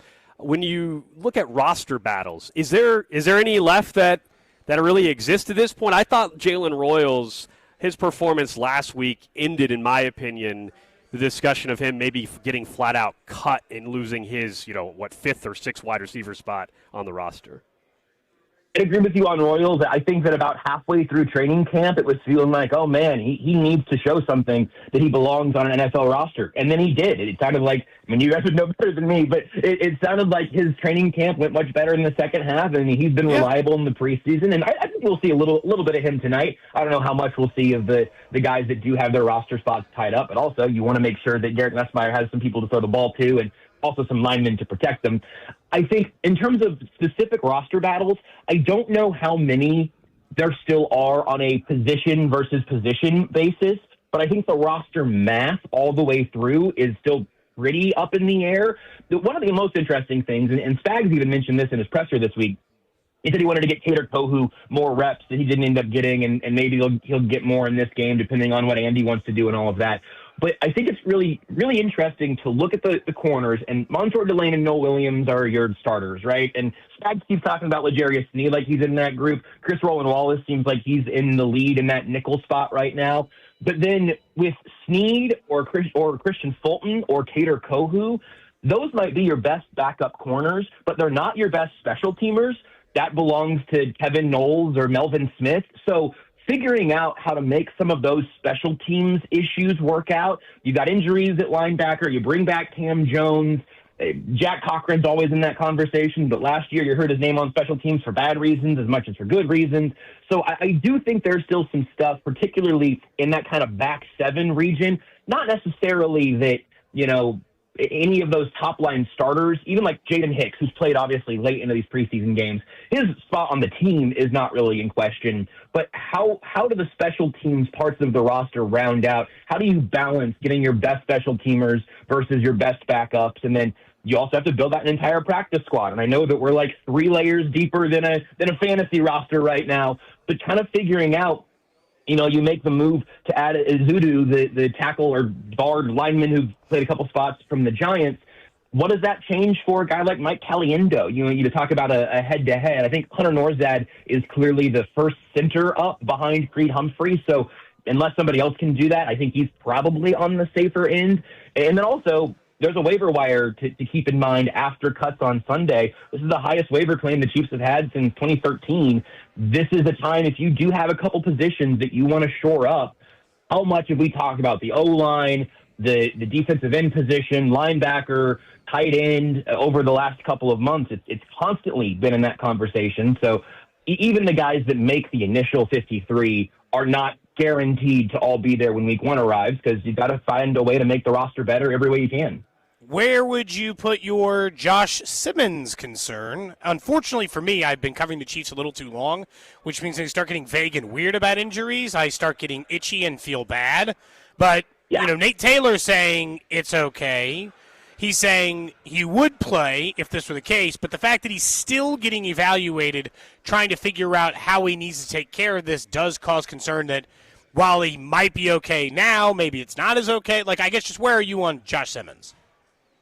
I think part of my issue is that if I found out that Josh Simmons stubbed his toe particularly hard, I would be like an 8, because I think he is so important to what this team does. And like, every left tackle is important. But coming into this season, several things I've talked or written about over the last few months, I think that Josh Simmons is probably the player that has the most to gain this season, maybe on the entire roster, at least in terms of how he's viewed nationally. I think he is perhaps one of the 3-ish most irreplaceable players on this roster right now. You can, slide that scale a little bit. But if you said, hey, you have to survive a game or two without Rashee Rice or without Josh Simmons, I'd say, well, there's more to figure out at wide receiver. You can make that work, I think, for a short-term deal.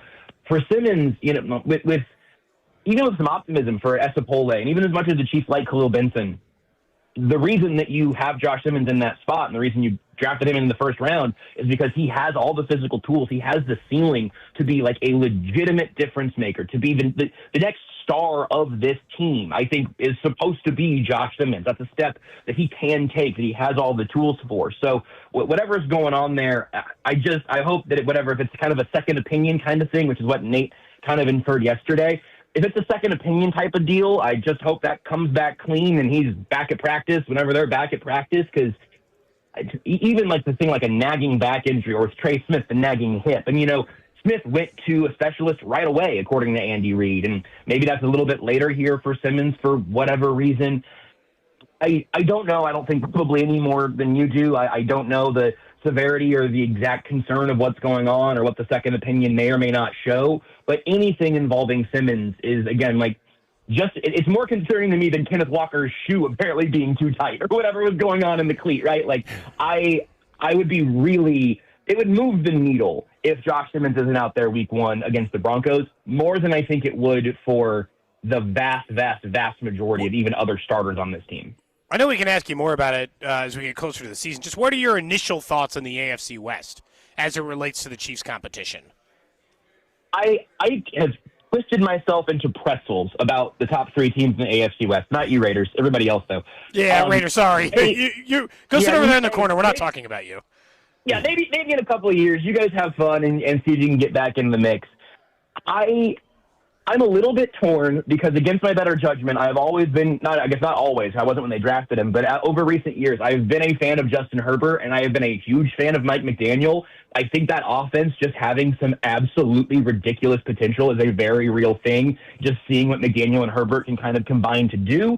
I think the Broncos roster overall deserves a ton of credit. That defense is legitimate. They've added more weapons. I think bringing in Jalen Waddle felt kind of pricey at the time, but kind of thinking about how Waddle and Cortland Sutton can play off of each other, I go, oh man, that's pretty dangerous, even though I don't have a particularly high amount of respect for Bo Nix.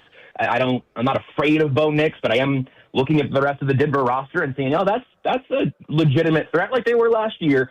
The funny thing to me is that, like, I think maybe we're just also so close to it.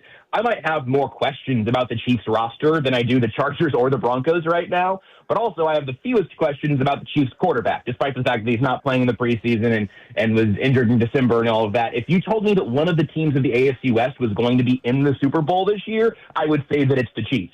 If you said that the Chargers or Broncos won the division, I wouldn't yell at you. Like, oh, hey, I could see several pathways in which that might happen. I also think that's a little bit, for me, a reflection of the Chiefs' defense, where if they've got some bumps and bruises from some really young players early on in the year, just growing pains and all of that, wouldn't surprise me. And if it is a fearsome unit by the end of the season and Spags has got everything firing with all these new young players, that also would not surprise me. So I really do think that the Broncos and Chargers kind of keep going back and forth for me in terms of who I view as the bigger threat to the Chiefs in the West. And I guess, obviously the Chiefs didn't win it last year, so maybe I shouldn't even frame it that way, but it's how I'm thinking about it. I think the Chargers have the most interesting, like, potential knockout punch in terms of their quarterback and offensive coordinator combo, but that's a lot easier to be excited about before the games count. The Broncos last year, I do think, earned plenty of respect in terms of what that defense can be and what that roster is all around Bo Nix. But if you told me that Spags got a one-off game plan in the divisional round to try to rattle Bo Nix around a little bit, I would tell you that I'd be betting on Spags in that instance to actually pull it off. So it's a fascinating division where I guess, truthfully, you could take that first, second, third spot in the division and shake them up in any order, and I don't think any of them would be entirely surprising to me. And I also wouldn't be stunned. This would require some schedule weirdness. I think this division has as good of a chance to have 3 playoff teams as any. It's very hard to do that because, again, you play each other twice and all of that. The Raiders would have to eat dirt the entire year, but I think they might. I really think it is a fascinating, compelling division and a legitimate thing for the Chiefs to have to climb back up for the first time in a very long time.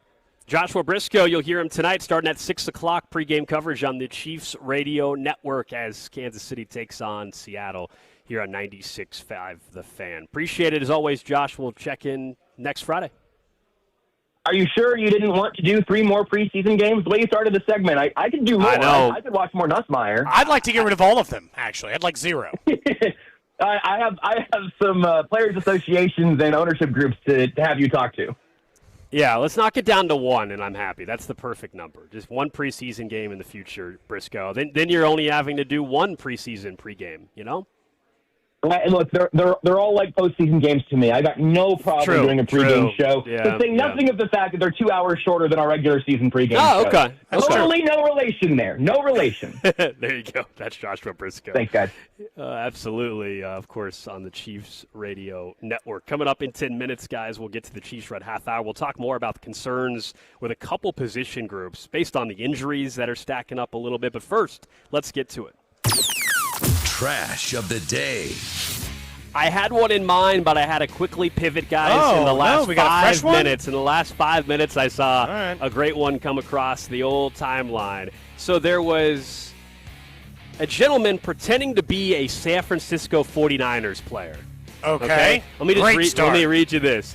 A fake 49ers player has been arrested after scamming at least 26 women out of $1.3 million through romance and investment schemes. This guy, Dejan LeBraye Love, I don't know, 35 years old, pretended to be a 49ers receiver and a wealthy real estate investor. He met women on dating apps, convinced many they were in real relationships with him. He used 49ers gear, and there's a photo of him like with a 49ers like headband or whatever, and a video holding a helmet, wearing what appears to be like players type of training gear. He used that and luxury cars and fake bank accounts showing millions of dollars to appear wealthy. Some victims were convinced to take out personal loans and send the money to them. None of the identified victims reported receiving their investment money or returns back. This dude, that's really bad. Look, look at his Instagram account. I mean, like it was like a verified account, to be continued _4. It's a photo of just a random Niners player. This is like the gear, but at a whole nother level. He put like on that slow grind or whatever, and like making it seem like he was an actual player. A photo, honestly, again, this his is face a very good fake. It is. Now, he was smart. Every photo he used, like this one's of a Niners player putting their helmet on. You can't see his full face, but it looks like him. I mean, he had these women thinking they were dating a 49ers player, and they scammed him out of millions. Here's what I got to ask. I got to ask this, other than the answer just being fame and everything else. If he was a 49ers receiver, showing you the bank accounts, why? But they were convinced that they were investing in real estate. In real estate, I guess would be the answer. But otherwise, what are you giving this guy money for? This guy had like a personalized cake made. Do these people not know how to Google the roster? It would take 2 seconds to find out there's nobody by that name. Nobody by that name on the roster. But not everybody's a sports fan. They're on a dating app. They're on the dating app for a reason. But the people you've dated on a dating app listen into the show. They do a little research. You do a little research into someone. I think I'd Google the roster. I would think so. My guess is these women were so infatuated with the fact that he was an NFL football player. Yes. And they couldn't help themselves. I don't know, man. He's a real, gosh. It was a successful scam. But check the damn roster. I'm with you. Yeah, check the roster. Ladies, is a piece of advice. Someone says they're playing for the Chiefs, just go ahead and at least make sure. make sure they're at least on the practice squad listed somewhere on the website that the Chiefs have talked about him. I will say all of his photos look exactly like the photos a professional NFL player would send out. They are very good fakes. Oh, the profile. Very, the profile is really good. He's got videos where he's in a fancy car with his Niners headband on. Like, how good is he at tweeting cryptically? Because that's wide receivers' bag. I mean, you got to treat real cryptic if you're a wide receiver, Drew. It's got to make it wonder whether the guy's unhappy to be there or the happiest guy ever to be there. That's how it works. Google the roster. Man, that's funny. That is the trash of the day. That's crazy. Somebody said, look, at this point, they're actually on his side. Someone For said, scamming people? Someone said they're on his side because he's like, hey, look, if you can't figure that one out, then I don't have much help for you going forward. I felt really bad. Friend of the show, Molly Dugan, got scammed. She did. Miss Dugan got Drew, worse than your couch. Yeah, I feel bad worse for her. Worse than paying money for your own couch. I feel bad for her. Really? People were giving her a hard time, and she learned her lesson, I think. But, yeah, it wasn't a good one. Got scammed by the old, hey, you've got a warrant, we need you to pay now kind of thing. Yeah, not good. Not good. Tough, man. Tough. Got to watch out for those scammers. Gold, you ever been scammed? I have not been. But Dusty, I remember that happened like a year or two ago. Drew got scammed on his couch. I feel like we've talked about what. Yeah, I mean, someone has tried. I'm trying to remember this exact scenario. Oh yeah, I've told you the story. The Beyonce Jay-Z concert. Oh, you got scammed, but you scammed him back. So yeah, well, break even. Yeah, that was because it was in Houston. The concert was at NRG. A friend of mine, we bought tickets at the time when people were still using like Craigslist or whatever. There was a listing for tickets, and they were great seats, floor seats. And I sent the money. They sent one ticket. And then, like, it voided or something, and I was out the money. And so then I noticed there was another listing that looked very similar with a different email. I'm like, oh, this must be the same person. I emailed them, played dumb like a different person, and I said, oh, I'll send you money, but I'm going to need, like, this time I was like, I need both tickets first. And somehow, long story short, I got 2 real tickets. They kept blowing up my phone trying to call me. I blocked the number, and it was the same person. I could tell. So I guess I didn't really see. I basically just got my money back, I guess. Yeah. You completed a business transaction with a fellow. They scammed me. They scammed me. I didn't back. really scam them back. They scammed me. I got my tickets that I was supposed to have.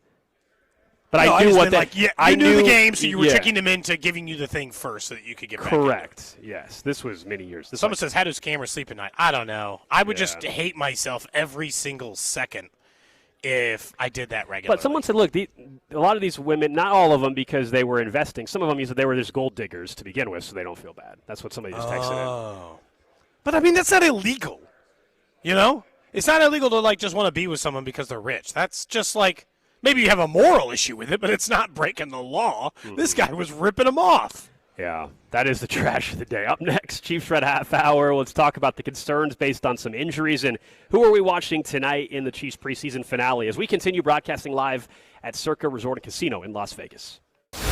This is Cody and Gold. Tune in to hear the play-by-play with Mitch, Danon, and Kling all season long on your home for Chiefs football. 96.5 The Fan. Cody and Gold is brought to you by Heartland Men's Health, the leader in men's sexual health. Thousands of men have been successfully treated for low T, ED, and more, all with discretion and compassion. Make your appointment at heartlandmenshealth.com. For all the things you have to do and places you need to be, let Uber take you there. Because you had just one more 3 rounds ago. Because the 5 a.m. flight seemed like a good idea at the time. Because check engine lights always appear at the worst possible times. And because parking downtown is a nightmare. Because there are nights out, airport trips, and car troubles in your area, there are drivers in your area. Uber. Request a ride today. Wait time varies. Terms and conditions apply. See app for details. Hey, it's Rex here with Rex Buys KC. I get it. Selling your house can sometimes feel overwhelming or scary, right? I've seen it too many times. A homeowner thought they had a deal, only to have the buyer back out at the last minute. That's not how we do business at Rex Buys KC. I'm local, I know Kansas City, and I make sure every deal actually closes like it's supposed to. No hidden fees, no showings, no last-minute surprises, just a fair cash offer and a process you can count on. We buy homes in any condition and judgment-free. So whether your house needs repairs or you just want a fast, hassle-free sale, we can make it happen. If you want certainty, transparency, and someone local who actually delivers, call 816-330-6000 or visit rexbuyskc.com. Rex Buys KC, helping people make smart choices one home at a time. 816-330-6000 or rexbuyskc.com. You already live for football. The jerseys, the Sundays, the bets you sweat all week. At Fanatics Sportsbook, we see it, and we reward you for it. Every bet you place earns fan cash. Win, lose, or push. Spend it on the jersey you've been eyeing. Tickets so close you can hear the play call. A rookie card you never sell. Or your next parlay. From your next bet to your next great sports memory, Fanatics delivers it all. Rewards hit different here. Plus, new customers can bet and get up to $1,000 in fan cash. Fanatics, the only sports book to reward every bet. Must be 21 plus. Gambling problem? Call 1-800-GAMBLER or 1-800-MY-RESET. CT, call 888-789-7777. MA, call 800-327-5050. NY, call 877-8-HOPE-NY. MD, visit mdgamblinghelp.org. Based on leading U.S. sportsbook analysis, July 2026. Offer not available in all states. Terms apply. See Fanatics app for details. Check engine or ABS light on? Take the guesswork out of your warning lights with O'Reilly Veriscan. It's free. Ask for O'Reilly Veriscan. O'Reilly Auto Parts. Wish your life came with a warning app? That dog does not want to be petted. Well, life doesn't always give you time to change the outcome, but prediabetes does. Take the 1-minute test today at doihaveprediabetes.org. Brought to you by the Ad Council and its prediabetes awareness partners. Are you an adult with uncontrolled moderate to severe Crohn's disease symptoms and still packing a backup bag of clothes? Just in case? Skyrizi Risankizumab Riza can help you take control of your Crohn's. Feel significant symptom relief, including less abdominal pain and fewer bowel movements at 4 weeks. Plus, Skyrizi is proven to help people achieve remission and visibly improve damage of the intestinal lining. Individual results may vary. Skyrizi is a prescription injection medicine. Don't use if allergic to Skyrizi. Serious allergic reactions, increased infections, or lower ability to fight them may occur. Before treatment, get checked for infections and tuberculosis. Tell your doctor about any flu-like symptoms or vaccines. Liver problems leading to hospitalization may occur when treated for Crohn's. Ready to take control of your Crohn's? Ask your doctor about Skyrizi, the #1 prescribed biologic in Crohn's disease. Control is everything to me. Learn more at skyrizi.com or call 1-866-SKY-RIZZI. You're listening to 96.5 The Fan from the DM Injury Law Studios. Mike's got this. Car, truck, or motorcycle wreck? Remember, Mike's got this. 816-888-7500. Mike's got this. Hey, it's Alohi Gilman from the Kansas City Chiefs, and welcome into the Chiefs Red Half Hour every day at 11:30 on Cody and Gold on your home for Chiefs football, 96.5 The Fan. I'm sorry, some people sent me more info on this trash of the day. I mean, it's crazy. This trash of the day of the guy, faking being an NFL player for the 49ers, 35 years old, scammed 26 women out of $1.3 million. On his Instagram, Cody, he was doing videos with a Niners helmet on, running routes on the beach to fake it. He had a fake contract signing from a living room while he was wearing what looked like expensive jewelry, which it obviously wasn't. Maybe it was. I mean, he had $1.3 million from somebody. It could have been real jewelry. I mean, the whole thing. He had all this Niners gear. I mean, you're definitely going to jail for a while. There's so many telltale signs, though. You said it, the Googling the roster, but also players don't really bring their helmets home with them after practice. So, him carrying the helmet to his car also just doesn't make any sense. There were a lot of signs. Keep them in their locker. Anyway. I mean, wide receivers are different, and they're definitely weird. So, I mean, you could have banked on that, but I don't know. Outside of there. Coming up in, an hour and a half, we'll be in a Fan Club Friday, brought to you by Circa Sports and by Jay Riegers. We're here at Contest Weekend. Drew, I'm determined. We've come out here 3 years in a row, and I've never made bets live while we're on the air. So during the break, I'll try to go down there. Either put in a slot machine or on a blackjack hand. What do you want me to play? I'm leaving it up to you, Drew. Very important. I was just going to say, I don't have a ton of time. Just do roulette. Just roulette. Put it on a number? A block of numbers? No, color. Color, just red or black. Yep, Drew says just red or black, Gold. I don't know how much you're putting That's on the there, quickest. but if That's the quickest way. What are you feeling? You could turn 20 into 40 real fast. What are you feeling? You feeling red or black? Text line 913-586-7965. Yeah, I'm not Twitch. going to choose for you. Sorry. What? I'm giving you the game. Everybody. If you're on I'm giving YouTube you or the game. Twitch or on the can text do it. line, somebody tell me what you're feeling. I'll add them up. I got to get a general vibe. Are we thinking it's red or black if I go down there during fan club? I would even try to, turn some profit right away, Gold. Yeah, sorry. I'm still laughing at the text coming in about this guy. It's crazy. Someone some of the says, stories what was in he it. supposed to do with his helmet? Doesn't have a locker. No, the point is Well, he's that's not the point. That's the point. He's not a player. He wouldn't have his helmet going to the car. He wouldn't have his helmet going in Patrick the car. Mahomes is not driving home in his car with a Chiefs headband and his helmet in his passenger seat with him. That's why when the guys show up for games, they don't have the helmets in their hand. They just show up with their. People are saying red for the Chiefs, Cody. You got to go red. A lot of people saying red for the Chiefs. I think you should go 7. You should go 15 for Mahomes. We tried that last night. It wasn't hitting. No luck. Drew, I was playing roulette last night. So for those that don't know, roulette, obviously you can do the colors, you can do the individual numbers. They have numbers 1 through 35 or whatever, more than that actually. You get double zeros as well. And I must have put 9 spins in a row on black 15. Nothing. The very next one, wasn't it? Well, I don't know. We walked away. Yeah, you don't want to stick around, Drew. Okay. That'll drive you crazy when you do that. That's what I thought. I thought you were going to say the next one was. Yeah. We were at the hotel that you hit. It is Red 13 Friday. on. So Cody's I thought favorite. about it. Yeah. Cody's favorite Red Friday. So I guess I should. Maybe red. Maybe red's the answer. Everyone's saying to put it on 15, but that didn't work last night. That was last night. It's a new day. It's a new day, Cody. I could put some of it on red, and then I'll put like a small amount. How about that? A small amount in the middle on 15. Okay. Just right at 15, You Because can you got to go play. How much run is down in the there. middle? Is it minimum 15 in the middle? Right now, the tables are probably at $15. Later tonight, it'll bump up to 25 at least. Yeah, something like that. There you go. Now someone's saying split the greens. I didn't see a single zero, zero or double double zero zero. on like the 4 different roulette tables we were at last night. You're not going to run down there during the break to go put a bet on 0. Are you kidding me? No, you're How right. lame is that? I'm not. I will say the Red Friday thing, very popular. Someone You said just 13 watch for Gold. Cyrus It is going to Allen. be a 0 when Cody goes I'm down. going to be That's going to be it. Yeah, Drew, maybe. Sick. Just because of what I just said. Yeah. Yep. All right, I'll do it. Once, I think for fan club feels like the appropriate time Okay. for me to do that. Okay. So right at the beginning of fan club, maybe that 12:55 break locally, I'll go down there You better haul. and try to get. I mean, I'll hustle. You got a long ways. You I got wish a I long just had walk. chips We're up on now the, already handy. I don't. I'm about to get chips on the table. We're on the second floor. You got to go down escalators. You got to. I don't think you're making it back in time before the break's over. No chance. You think I'm going to be late? Yes. I'll text you if I'm going to be late.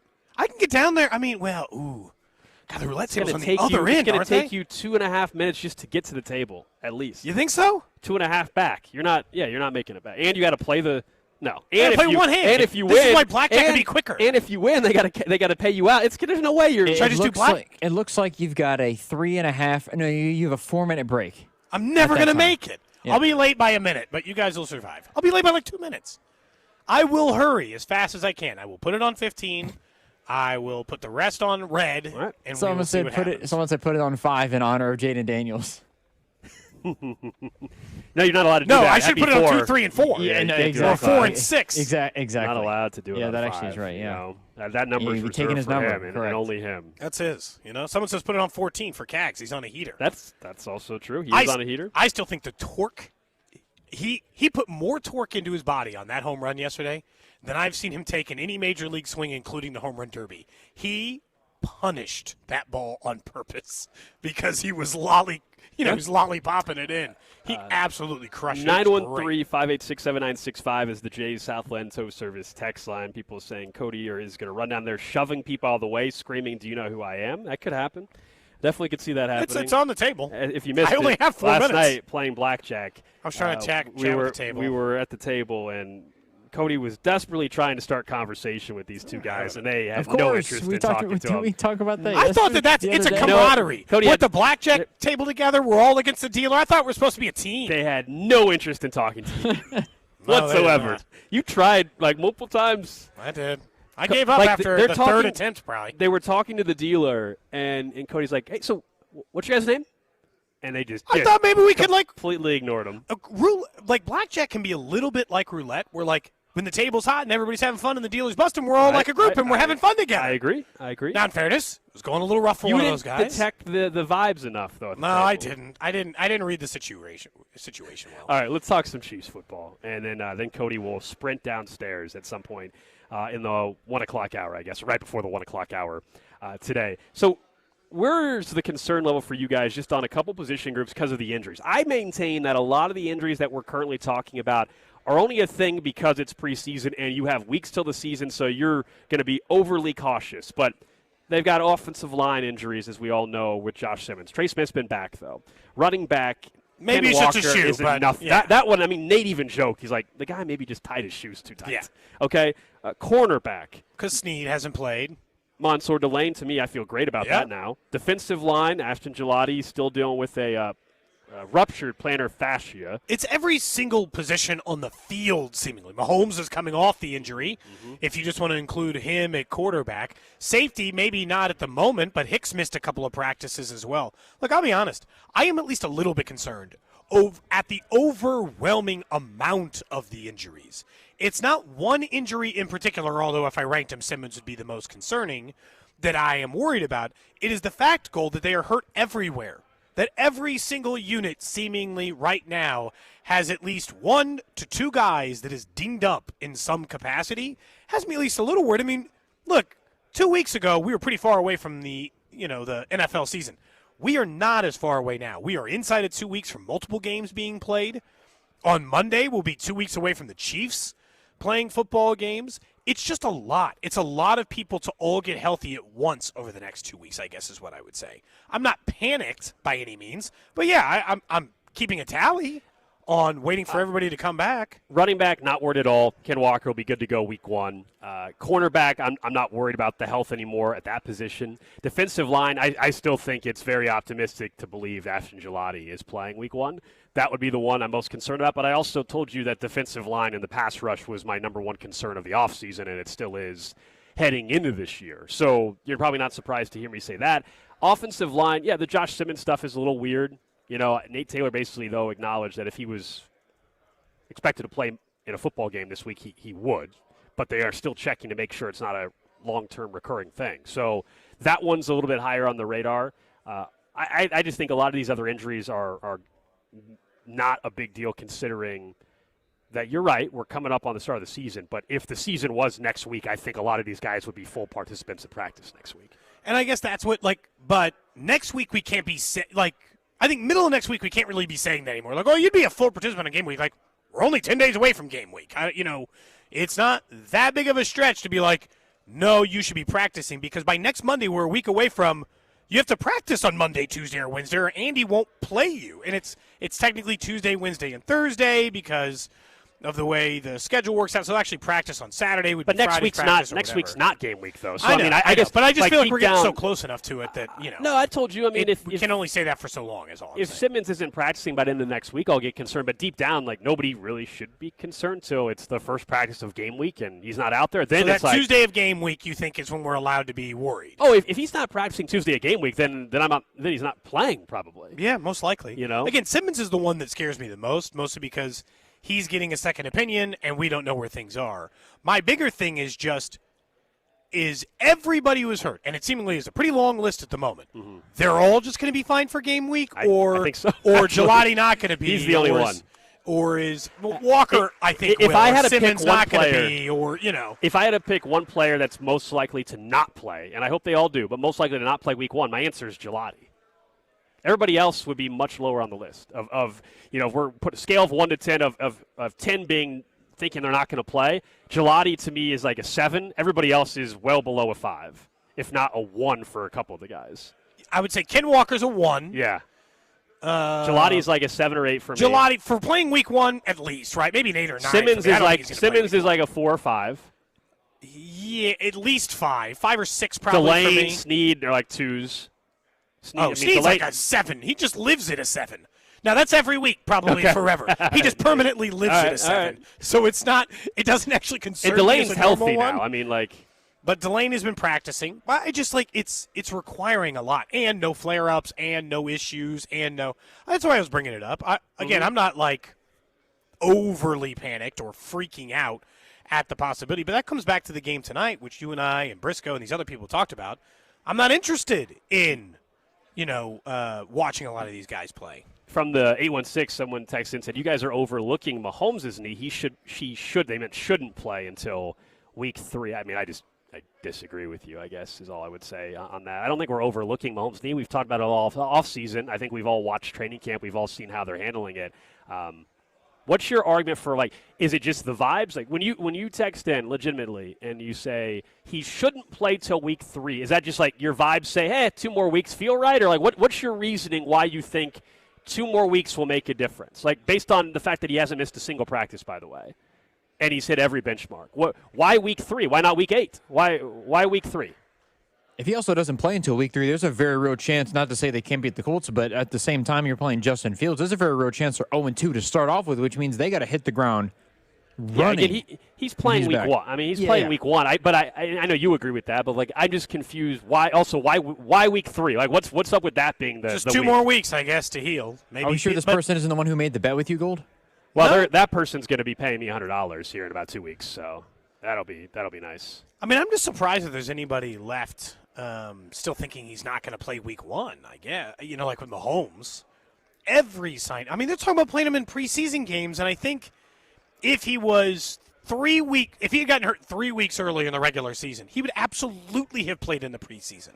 The only reason they're rating is, let's not risk it, at least in this scenario. Don't we think? Look, this is why this game tonight is only interesting because I would say a small handful of players. I'm interested in Khalil Benson.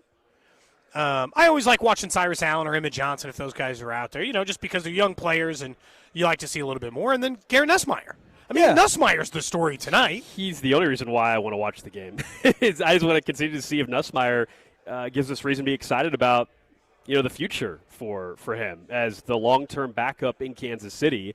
I think the dream scenario of flipping him for a third-round pick is just that, a dream scenario in a couple of years, because for those that cite Garoppolo or cite Matt Flynn, those are guys that started considerable amount of games and regular season games. That would require him starting regular season games in the next couple of years, which would be a terrible thing. It would mean another Mahomes injury. So I don't think that that makes any sense at all. I see a lot of people saying the reason not to play Mahomes is because Sean Payton with Bountygate.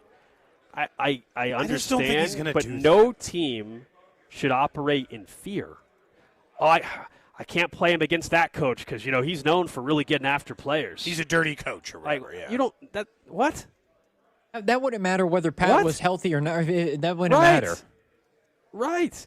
We obviously know the history of Sean Payton. I do think he's kind of slime-bally. But, you don't not play Mahomes because you're worried that that's the coach that's going to try to kill your quarterback. Spoiler, every team is trying to destroy your quarterback.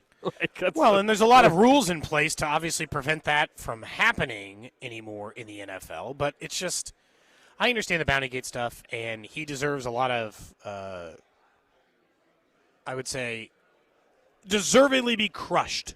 Yeah. For it. But at the same time, you can't just not play a guy just because you think a coach is dirty. You think he's the only coach in the NFL who's got a history of being dirty or having – because there were other coaches, by the way, as a part of Bountygate, or other guys on the staff or players who were around, or a million other things. And also – this, every coach, and to an extent, if Mansour Delane, it comes out, hey, he's still dealing with the shoulder a little bit, but he's this.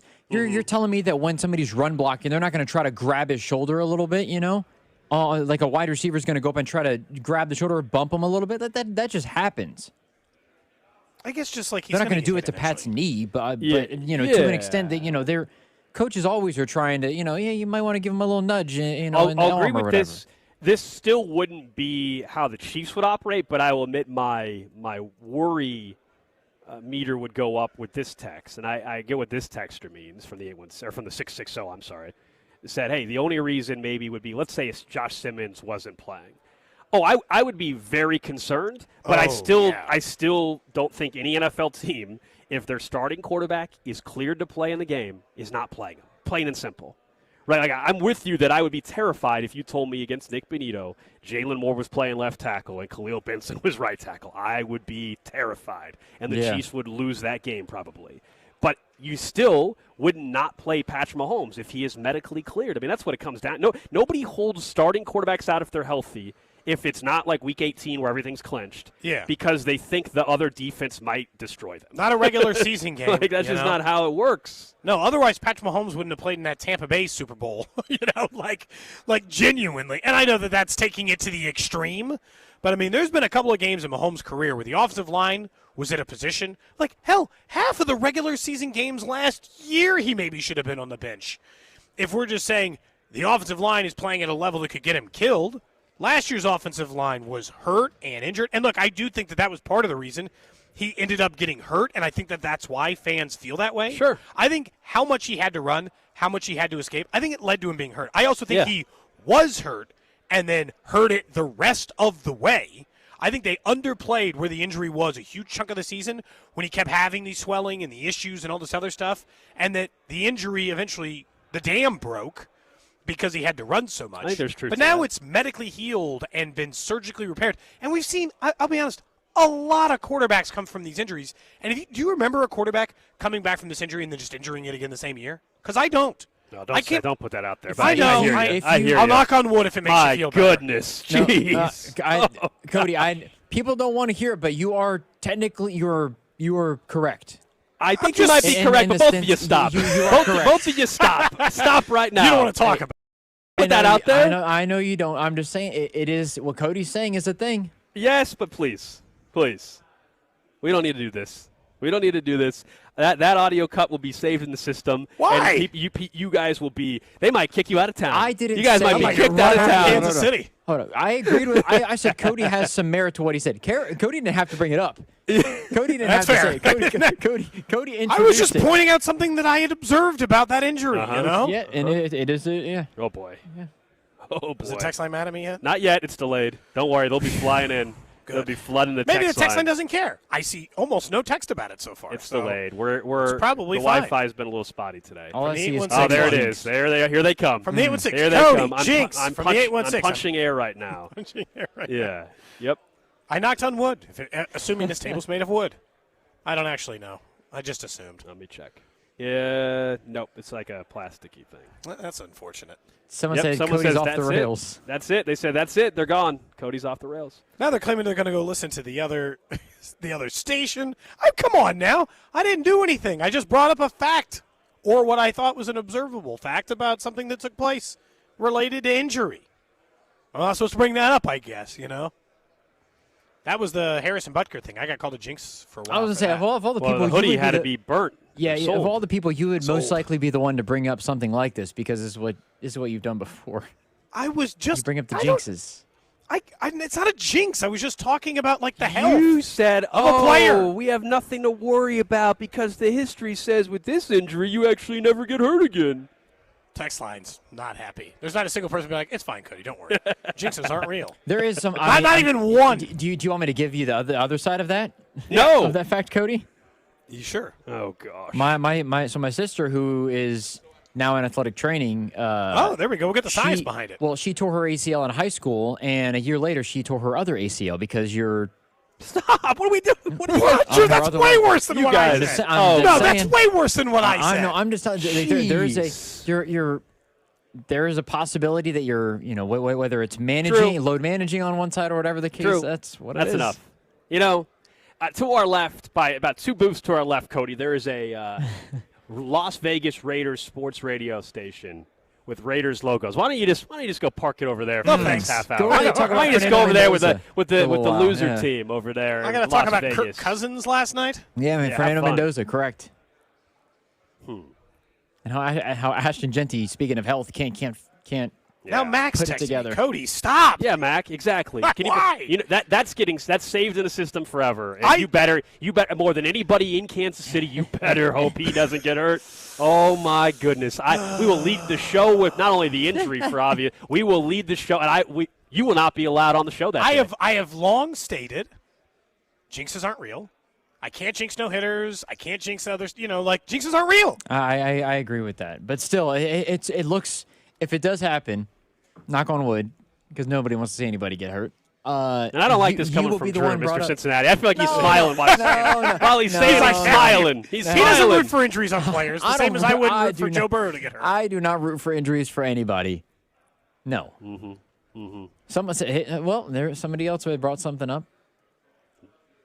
I'm not bringing up any of them. Do you want to go to break early because people are tired of hearing about it? Nobody I don't have to go to break early. We could just talk more about Gary Nussmeier or something. Someone said put Cody on the cover of Madden. That was a thing for a while, but you know who broke that jinx? Do you know who broke that jinx, Drew? Patrick Mahomes, correct?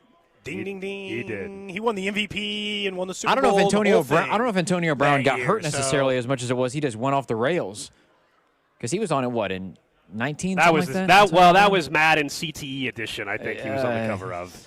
Yeah, it's at least a little bit different. Yeah. That just made me think of he's not going to be on the cover of Madden. Although in the old days he's essentially is the way everyone was trying to call him Peyton Hillis. Is Cam Scatterbo just got two rocks rolling around up in that brain of his? He's doing backflips. He's getting in fights with teammates. Can that guy just keep it straight? He's going to be out of the league in 3 years. He'll be fun as hell to watch. But in 2.5 years, he will no longer be an NFL player at the rate he's going. He needs to clean it up. I mean, Harbaugh's comments this week about him getting in a fight, with his own teammate. And then, as you said earlier in the offseason, doing the backflip off the bad ankle. Yeah, that was crazy. He's trending in a bad direction after the excitement from last year. We'll see. I like the Giants this year, but all this stuff kind of gets me a little more concerned about my thoughts on New York's chances in the NFC East and maybe to make the postseason. All right, up next, guys, as we continue broadcasting Holy from smokes, Resort these texts, and Casino. wow. Yeah, good luck, Cody. It's not Up next, we'll get to what's trending, and we'll talk more about Andy Reid with and without Patrick Mahomes. Not in that way, though. Not in that way. Drew looked up some stats. We'll talk about him next. This is Cody and Gold on Kansas City's FM sports station, 96.5 The Fan. Cody and Gold is brought to you by Heartland Men's Health, the leader in men's sexual health. Thousands of men have been successfully treated for low T, ED, and more, all with discretion and compassion. Make your appointment at heartlandmenshealth.com. New Game Plus with Oxy makes your laundry smell incredible and fights stubborn smells, like the ones your dog Biscuit brought into your freshly made bed last night. But you washed that all away with Game, and now you're drifting asleep to the scent and sound of waves. Nope, that's the dog licking your ear. Biscuit. It just might be our greatest scent ever, now with odor fighting power. New Game Plus with Oxy.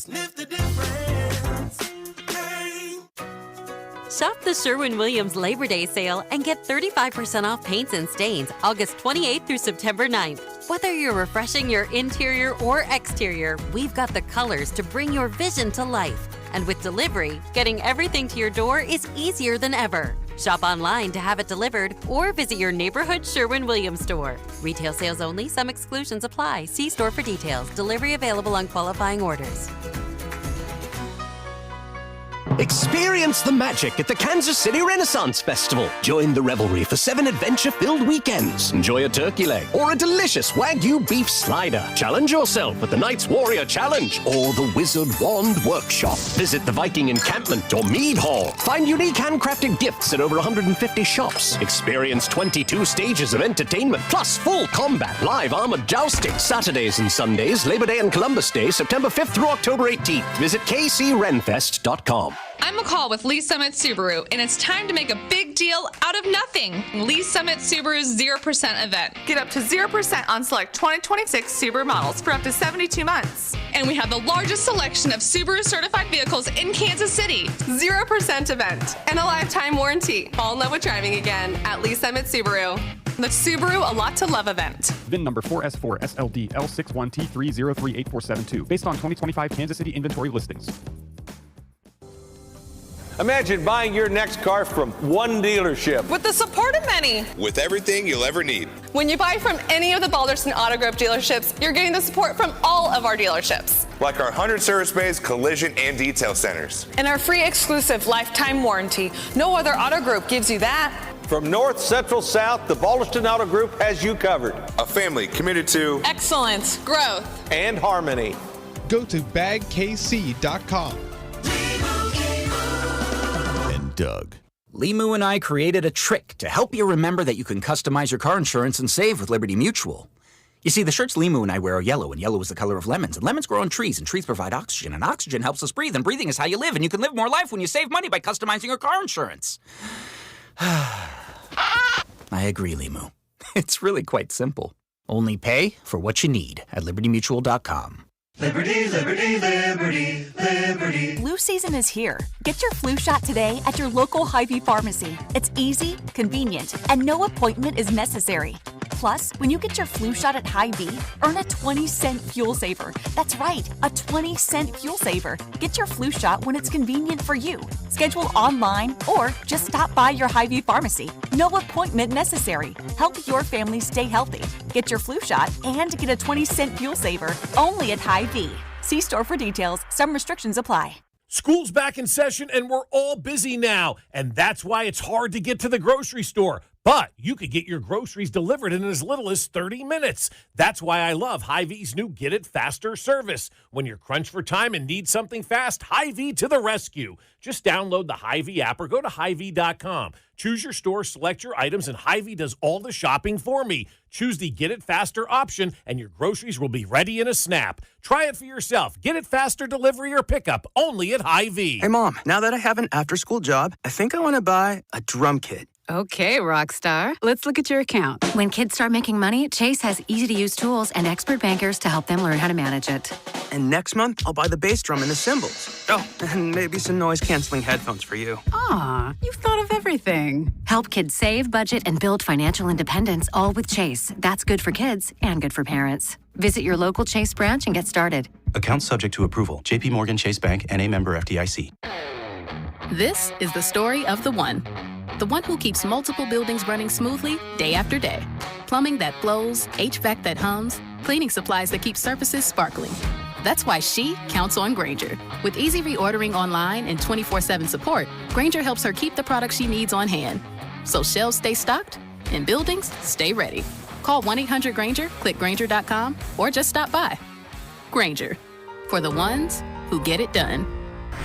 You already know that 96.5 The Fan is Kansas City's only FM sports station and the only place where you can listen to the Chiefs and Royals. What you may not know is that we have an Instagram channel with show clips, stories from Arrowhead, and breaking news alerts. Now, you can watch all the behind-the-scenes content from KC's #1 sports station. Hit that follow button on Instagram and be part of the conversation. This is your home for Kansas City sports. 96.5 The Fan. We're making all of our season-long NFL predictions during Futures Week, starting August 31st, right here on 96.5 The Fan, KFNZ FM and AM, HD1 and HD2 Kansas City, an Odyssey sports station. What's trending? Cheddar, mozzarella, Havarti.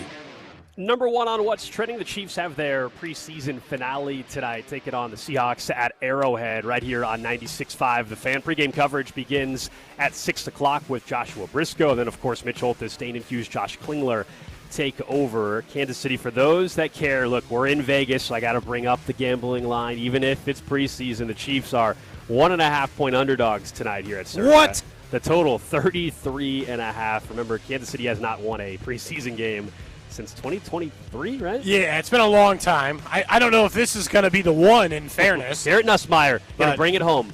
You know, I saw his total yardage is like 191.5. You want to just over? You want to just get down there? I'm not betting it. Come on, let's No. Only if I win later when I go to the. I'll make a bet on it if I win one of my bets later down at the roulette. Go right ahead. I mean, I would take the over if I had to, but I am not betting on Garrett Nussmeier passing yards in the third and final preseason game. I have, Drew, by the way. Nope. Decided what I'm going to bet on down there. It'll be numbers 13, 14, and 15. Cyrus Allen, Garrett Nussmeier / Jack Caglione, and then Patrick Mahomes, and then I'll put some on red. So okay.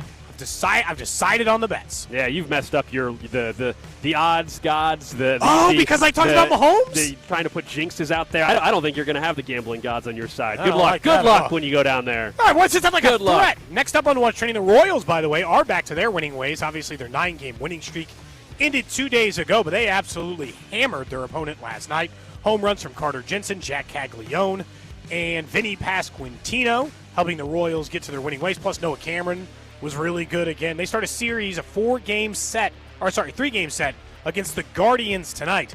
I'll be honest, if you are a hopeless, optimistic Royals fan who thinks now that they're 15 games under 500, they're going to continue this run to the playoffs, sweep. Not like series win. Sweep.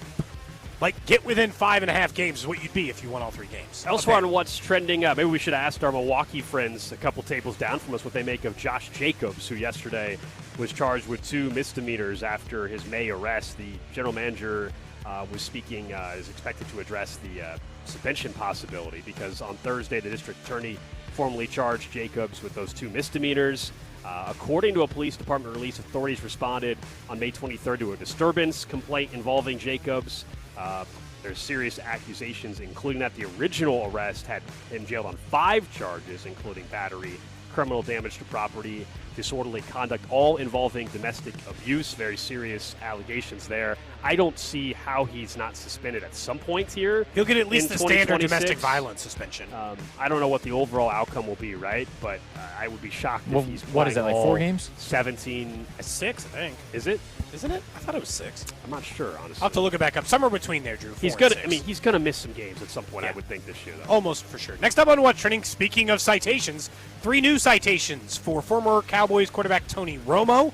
Romo was initially cited for refusing to take a test for intoxication after his arrest. On Thursday late, he was issued 3 new citations: unsafe passing on the right, first offense OWI, and possessing open intoxicants. Court records in Wisconsin have shown.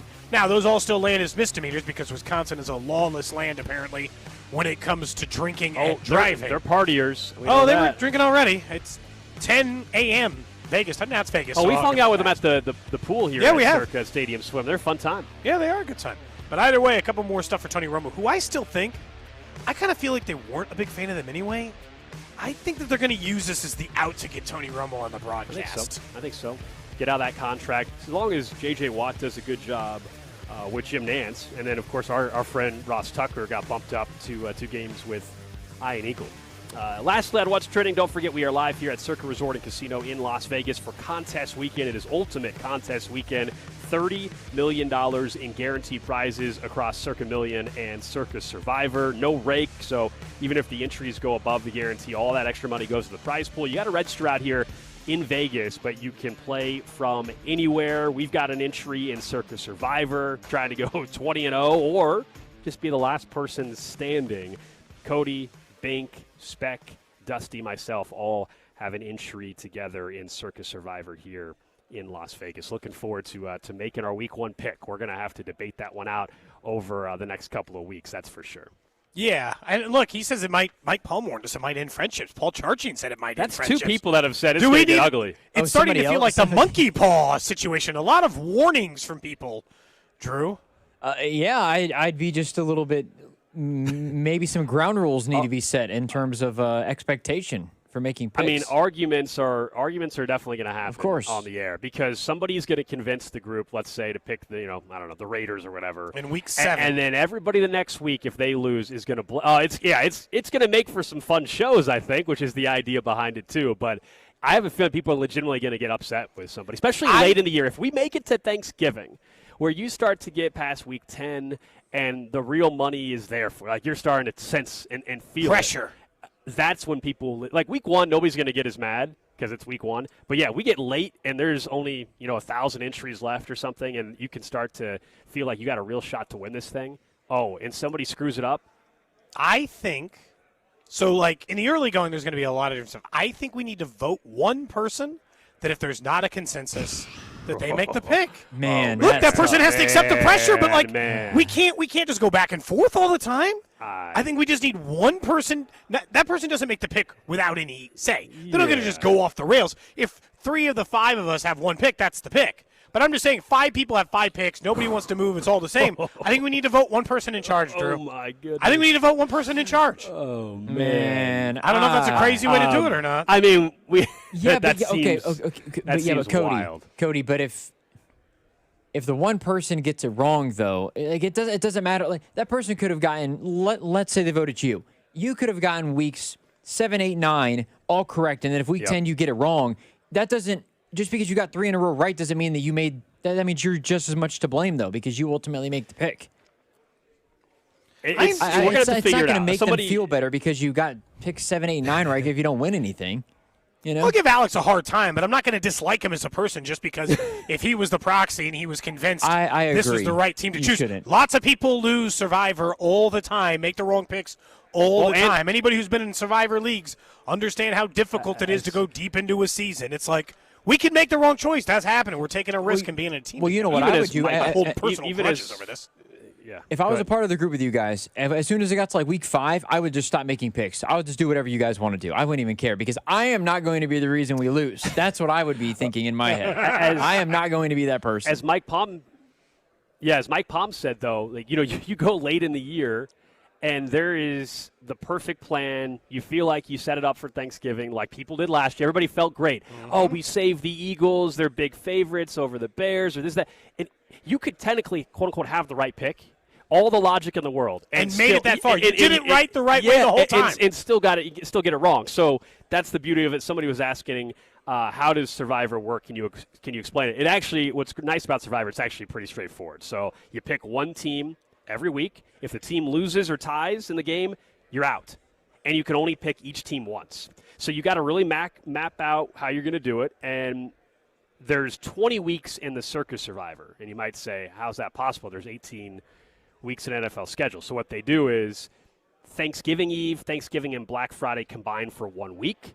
Christmas Eve and Christmas Day is its own week. And so the strategy really comes in because you got to make sure you save at least 1-2 teams for Thanksgiving and Christmas. And a lot of the same teams play this year on both days. It is tricky. Yeah, it is really tricky. So can't wait for us to argue about this. And then losing week 3.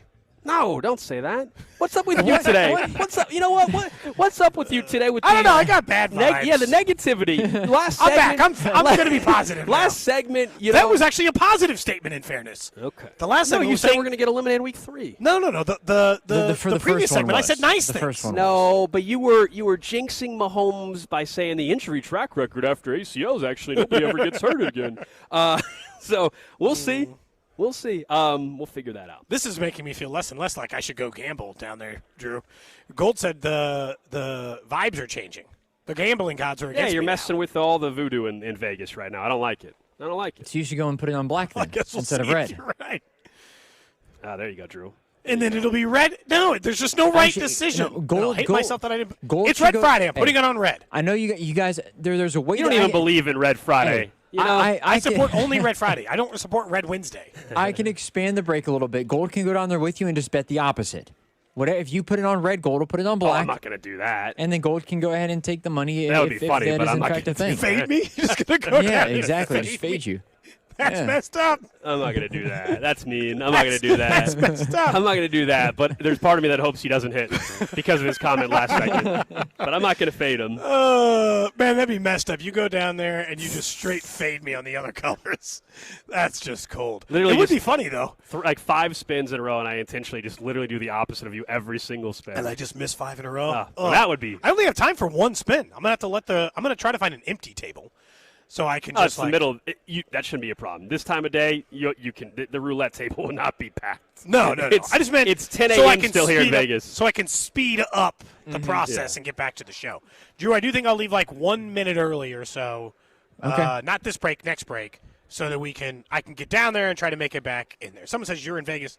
Bet black for the Raiders. I don't ever bet for the Raiders. F the Raiders. Who cares? Yeah, Screw the opposite. Raiders. Another reason to bet red. Yeah. As a matter of fact. they're you know my opinion. They're complete trash. Complete trash. This goes for the fans as well. I don't care. They're 3 boosts down from us. Who cares? I've already decided. I'm betting on 13, 14, 15 individual numbers, which would take a hell of a hit for I don't know, whatever it is, 30 to 1 or 34 to 1 or whatever to hit an individual number.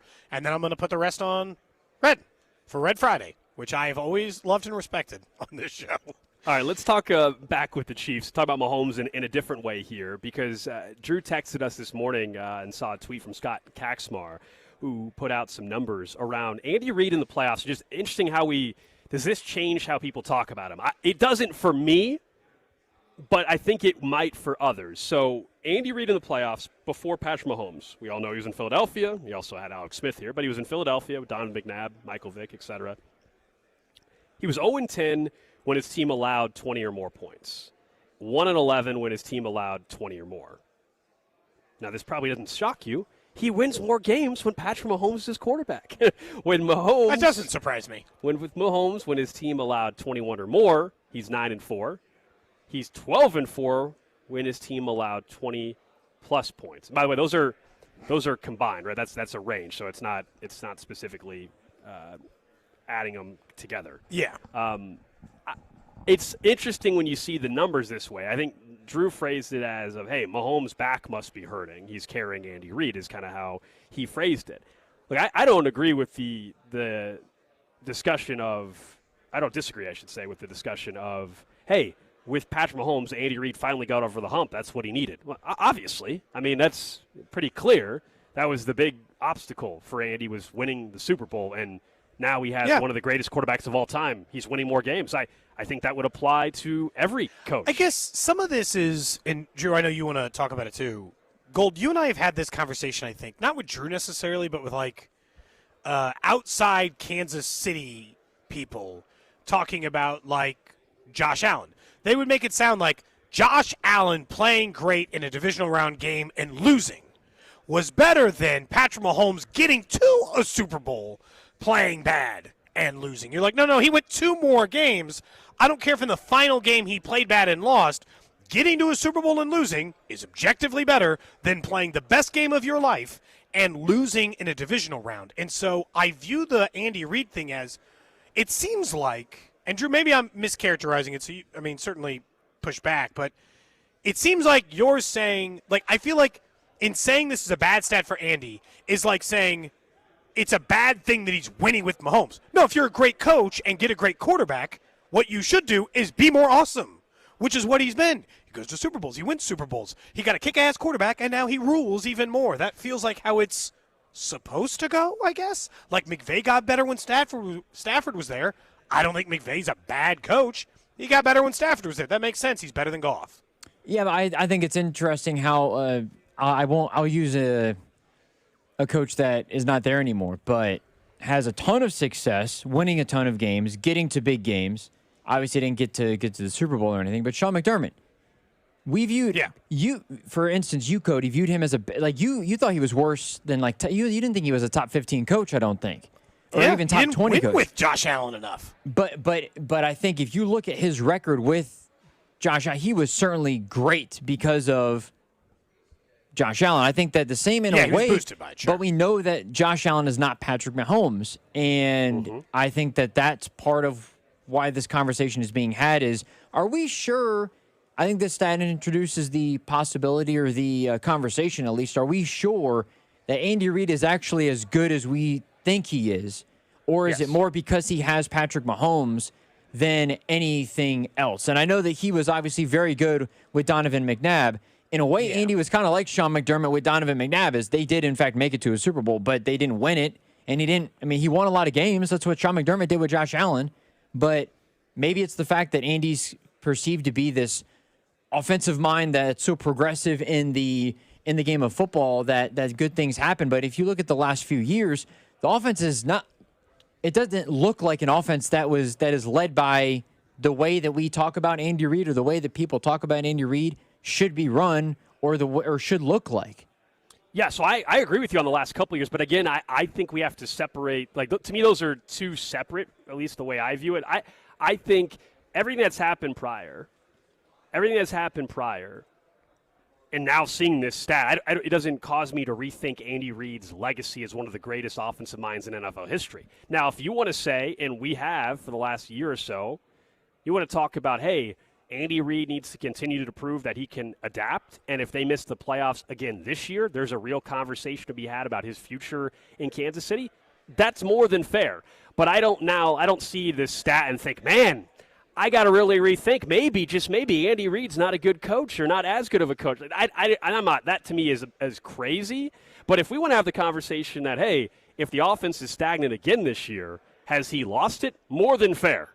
I just don't think it caused me to change what I thought about Andy Reid in 2019 or 2021 or 2022. I mean, he's been to 6 to me, Super Bowls. I understand, but again, Patrick Mahomes has been the quarterback for 5 all but a couple of it. Yeah. So I think that's that's part of the conversation as well when it comes to this metric in particular. I do also think, I know that we had the conversation around Bill Belichick, what is he, how good is he without Brady? Terrible. He's below 500 I understand that. But if Andy Reid, if they miss the playoffs again this year, that'll be 2 years in a row with Patrick Mahomes healthy.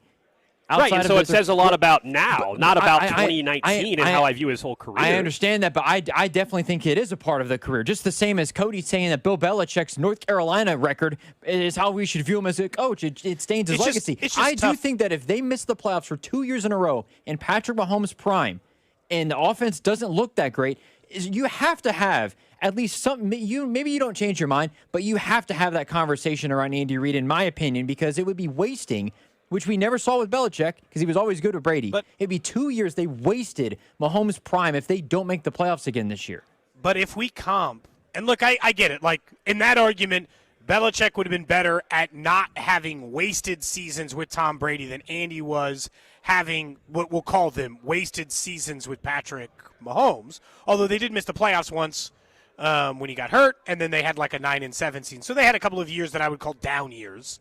With Tom Brady. Right, but Bill Belichick, but if we are comping and we're just like, well, then we got to look deeper. We can't just say when you have an all-time great quarterback, what are you? Bill Belichick's career record gold without Tom Brady's 83 wins and 104 losses. He has a losing record by a wide margin, 20 games. Andy Reid's record without Patrick Mahomes is 195 and 136, a 589 win percentage. He went to the NFC title game once and the Super Bowl once, no wins. This just goes back to like Kyle Shanahan. I think Kyle Shanahan's one of the 5 best coaches in the league, and you say, well, how could you say that? The guy's never won anything. Well, he's been to 2 Super Bowls, and he does it with what I think is average to maybe slightly above average quarterback play most of the time. And so I do think that there's more than one factor into it, but Andy Reid's resume without Mahomes is not bad. It's just not greatest coach of all time good, which I guess I just don't think it's a bad thing, Gold, that he won more with a great quarterback. I just feel like that's logical to me.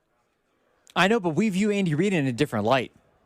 Oh, we would. Now. I think absolutely. It's almost like it's like the Patrick Mahomes. Like, we were talking about something along the lines of Patrick Mahomes on him not looking as good, or if he's fallen off. It was the coward thing. I think the same in a way can be brought up with Andy Reid, where Andy Reid is still as good of he's still a great coach. He's an all-timer. But as we view Andy Reid being one of the greatest offensive minds of all time and all of that stuff, if they, for whatever reason, continue to struggle offensively where you do question if he's lost it or not, I think that is a part of the conversation and will ultimately end up being some of, not all, but some of the legacy of Andy Reid's career and how you view him as an all-timer, as a head coach, at least in my mind. I think you have to include it in, as well as everything good that he's done, you have to include the perceived to be greatest offensive mind of all time. If they don't look good again this year, maybe he lost it. I don't think that's different. Something you should just again, release that from was the my conversation. But that's So again, that part we don't disagree on. Like I just think we're combining two of the. I think those are two separate conversations. If the point is that if they miss the playoffs again this year, there's a real conversation to be had about where Andy Reid is at in 2026/2027 NFL. Where I disagree is, to me, if they miss the playoffs this year, it doesn't mean that I think, well, man, it proves that Mahomes just carried them throughout his entire time with Kansas City. I just don't believe that's not the correlation I would make. That's all.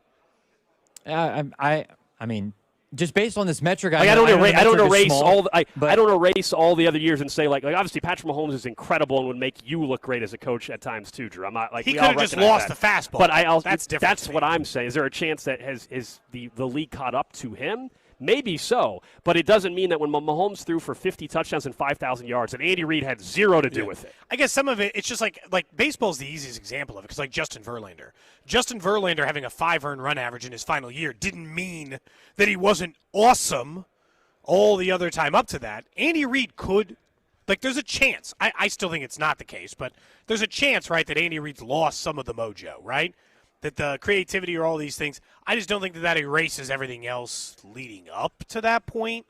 In a lot of ways, it just goes back to, and I think someone mentioned it earlier, Drew, you'd mentioned Sean McDermott or even like Zach Taylor, who I've been very critical of. I do think, when you got a quarterback like Joe Burrow. Zach Taylor doesn't live on the same planet. No, but if you're Zach Taylor, you should have been. No, but he doesn't live on the same planet as Andy Reid. Should have done a whole hell of a lot more with a guy like Joe Burrow. That to me is a bigger knock than Andy Reid winning with Mahomes, I guess. Like, you got Joe Burrow. You got a quarterback who's one of the 3 best in the NFL, and you can't win with that guy? Like, you can't get to the playoffs consistently? You can't get to the, like, whether it be offense, defense, whatever. Like, to have a guy that good, that part. That also is why we don't view him to be a top 15 coach in the league, though. I think that's why we. No. I think that's why we. And just in terms of the conversation around both of them, they're in 2 different stratospheres. Where I'm just saying when it matters most, in terms of, I understand when the offense is there. Patrick Mahomes, he has been. I know that Andy. They're both a part of the offense. He's made everyone better. Patrick Mahomes, in a way, I don't want to say he saves Andy Reid, but in when you look at the metrics of in the playoffs. When you need your offense to deliver, without Mahomes, Andy Reid's offense has not delivered. When you have to score the points because your defense isn't stopping anybody, without Patrick Mahomes, they have never, outside of one game, in 21 opportunities or 22 opportunities, been able to win that game. With Pat, they've been above 500 substantially, and I think that, again, it doesn't knock Andy Reid totally off of Andy Reid's a bad coach or anything like that. I'm not saying that, but I think it's a part of the conversation. It's an interesting stat. I know we got to move on, but I guess I would then ask. This is why I think just looking at this stat and making that determination is flawed. If the Chiefs this year, I don't think this will happen, but let's say the Chiefs went out there and surprised us and they won 14 games and won the Super Bowl, with Mahomes obviously playing great. Does Andy Reid, we just think, well, thank goodness he had Patrick Mahomes. He gets 0 credit for that now. Depends on the offense. Because we saw staff that told us that he doesn't win without Patrick Mahomes. So now, the Super Bowls don't count going forward. Does the offense look as difficult as it was the year they went 15-2 and got blown out in the Super Bowl? Because the offense did not look good that year, and they went. Based off of this year's defensive roster, I'd be pretty shocked if they won 14 with it not being offensive driven. But yes, obviously they have been defensive driven in the past. I think we would agree, based on the roster in 2026. It'd be pretty stunning if they won 14 and the offense wasn't the reason. I'm not saying Andy Reid doesn't deserve credit for that. I'm not saying Andy Reid doesn't deserve credit for it, but when we look at it, I think we can just say in the large part it's because he had Patrick Mahomes more than Andy Reid just is the best coach of all time, if that makes sense. I just think it's both. You're a great coach, you get a great quarterback, you do great things. By the way, just for they're led by offense or defense, just so you got some numbers behind it. In the 3 seasons that they won the Super Bowl, their offense ranked 5th in points per game, 28.2, first in points per game at 29.2, and 15th in the most recent one, where they were definitely led by the defense at 21.8. But they had the first-ranked and 5th-ranked offense in 2 of those Super Bowl wins. So I don't want to make it seem like in the playoffs they scored less, but that's common in the playoffs for a lot of different teams. But those were good offenses. I don't want to make it seem like the Chiefs couldn't score in all 3 Super Bowl wins that they played. All right, up next, guys, let's talk about Xavier Worthy a little bit and what a contract extension year would need to look like for him. Now, his contract's not up at the end of this year, but what kind of year would he need to earn a second contract? And one area where the Chiefs have sunk in the rankings over the past couple years. We'll do that next as we continue broadcasting live from Las Vegas at Circa Resort and Casino.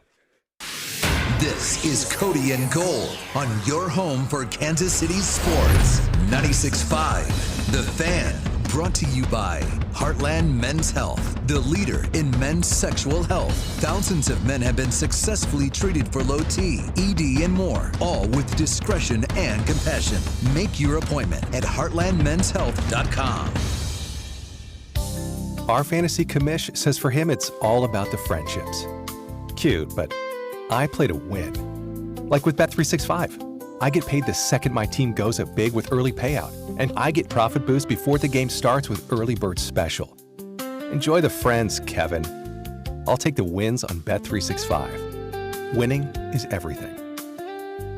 Gambling problem? Call 1-800-GAMBLER or 1-800-MY-RESET. 21 plus only. Must be physically located in Missouri. Claim an app. T&Cs apply. And Doug. Limu and I created a trick to help you remember that you can customize your car insurance and save with Liberty Mutual. You see, the shirts Limu and I wear are yellow, and yellow is the color of lemons. And lemons grow on trees, and trees provide oxygen. And oxygen helps us breathe, and breathing is how you live. And you can live more life when you save money by customizing your car insurance. I agree, Limu. It's really quite simple. Only pay for what you need at LibertyMutual.com. Liberty, liberty, liberty, liberty. Summer's here and Smokehouse Barbecue has you covered. If you're planning on grilling out, let Smokehouse Barbecue handle the heavy lifting with all the sides. If you're having family in town for vacation, bring them by. They have room to accommodate large parties. And if you're heading up to St. Joe for training camp, make Smokehouse Barbecue your ultimate pit stop for the best barbecue in Kansas City. Visit them in Gladstone, Zona Rosa, or Independence, or at SmokehouseBBQ.com. That's SmokehouseBBQ.com. It's Smokehouse Barbecue. Hi, I'm Carter. And I'm Charlie. We'd like to share a quick story about a homeowner named Jack. Jack had a home he needed to sell fast. And Jack thought he had it all figured out. So Jack talked to multiple cash buyers. Jack chose the highest offer. But the day before closing, guess what? The buyer backed out, leaving Jack with the moving truck all packed in the driveway and not sure what to do. Jack learned the hard way that the highest offer isn't always the right offer. Jack got suckered. Make sure you aren't hung out to dry. Call our dad at Rex Buys KC. Our dad is local, he knows Kansas City, and he actually closes deals. No repairs, no fees, no showings, no surprises. Just a fair cash offer and a smooth process. Now, don't be like Jack. Call 816-330-6000 or visit rexbuyskc.com. Rex Buys KC, helping people make smart choices one home at a time. Finding great candidates to hire can be like, well, trying to find a needle in a haystack, but not with ZipRecruiter. Its powerful technology actively finds and invites qualified candidates to apply to your job. So while other companies might deliver a lot of hay, ZipRecruiter finds you the needle in the haystack. See why 4 out of 5 employers who post a job on ZipRecruiter get a quality candidate within the first day. Try ZipRecruiter for free at ZipRecruiter.com/team. That's ZipRecruiter.com/team. ZipRecruiter. This is the story of the one. As a maintenance engineer at a beverage manufacturing plant, he starts his day knowing every line is ready to run because Grainger delivers the industrial-grade products he needs to keep mixers, conveyors, and packaging equipment moving. With Grainger's vast selection of bearings, belts, and motors, he keeps operations running smoothly, so nothing grinds to a halt. Call 1-800-GRAINGER, click Grainger.com, or just stop by. Grainger, for the ones who get it done. Back to school starts now. Get long-lasting battery life on the Dell XPS laptop powered by Series 3 Intel Core so you can work from anywhere. Now starting at $699 with exclusive student pricing starting at $599. Complete your setup with savings on select monitors and must-have electronics and accessories. Limited time deals and free shipping on PCs and more await you at Dell.com/deals. That's Dell.com/deals. Skechers elite athlete OG Anunoby has been making history on the basketball court. Anunoby tips it in. Unbelievable. What a shot. He's been balling out in Skechers high-performance basketball sneakers, and the world is noticed. But how does OG train off the court to keep in peak physical condition? Hands-free Skechers Slip-ins AeroBurst. They help prepare OG for the physical demands of playing at a championship level. Get your pair of AeroBurst for only $165 at a Skechers store, Skechers.com, or wherever high-performance running shoes are sold.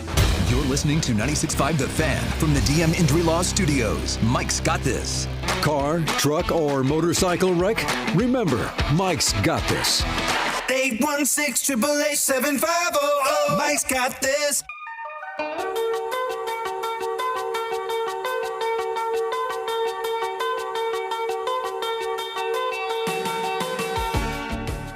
.30 here on Cody and Gold. We're live out in Las Vegas at Circa Resort and Casino for contest weekend. Circa Million, Circa Survivor, Circa Grandissimo contest sign-up going on all the way up until September the 12th. $30 million in guaranteed prizes in Circa Million and Circa Survivor. You can come on out and join us in Vegas. Somebody stopped by last night that we saw in some Chiefs gear. And look, honestly, if you're saying, look, I'm not getting to Vegas before the start of the season. All right. Maybe you want to come to Vegas in about a month and a half-ish when the Chiefs play the Raiders. Circa Sports, Circa Resort Casino. Great spot to stay, hang out. Not only is it the world's largest sports book, but as we brought up and we have photos and videos we put up there in the past, but the stadium swim area, which is this pool club, has a football-length size screen out there. It is an unbelievable atmosphere, and yes, even when it's 108 degrees outside, as long as you're in the water, Cody, it's a cool place to hang out, and we will be there this afternoon, as a matter of fact. Yeah, pretty much as soon as the show ends. If you want to know the truth, I'm going to go up to the hotel room. I'm going to put on some shorts, and then I'm going to go to stadium swim. I will meet you there. I got to put sunscreen on. I'm not trying to get burnt. How do you go liquid sunscreen or are you a spray? Spray. I brought some. Always spray? Yeah, I brought some spray. I am a firm believer that in the initial sunscreen, you got to use the liquid to make sure that you actually cover yourself just properly. go with the spray. And that the spray doesn't. I don't trust it for the initial coverage. I trust it for reapplication. No, just go. Firm believer. Just go with the spray. Just gonna go with the spray. Drew, what's your sunscreen routine before That's not the random question. That's a much shorter one later in the show. Spray, because you put lotion on your hands. Are you eating food afterwards? I mean, at least with the spray, you're not spraying. You might spray on the top of your hand, but you're not spraying on your actual Do you not wash your hands? Not after. I'm already outside. I'm not putting sunscreen. I'm not washing my hands after putting sunscreen on.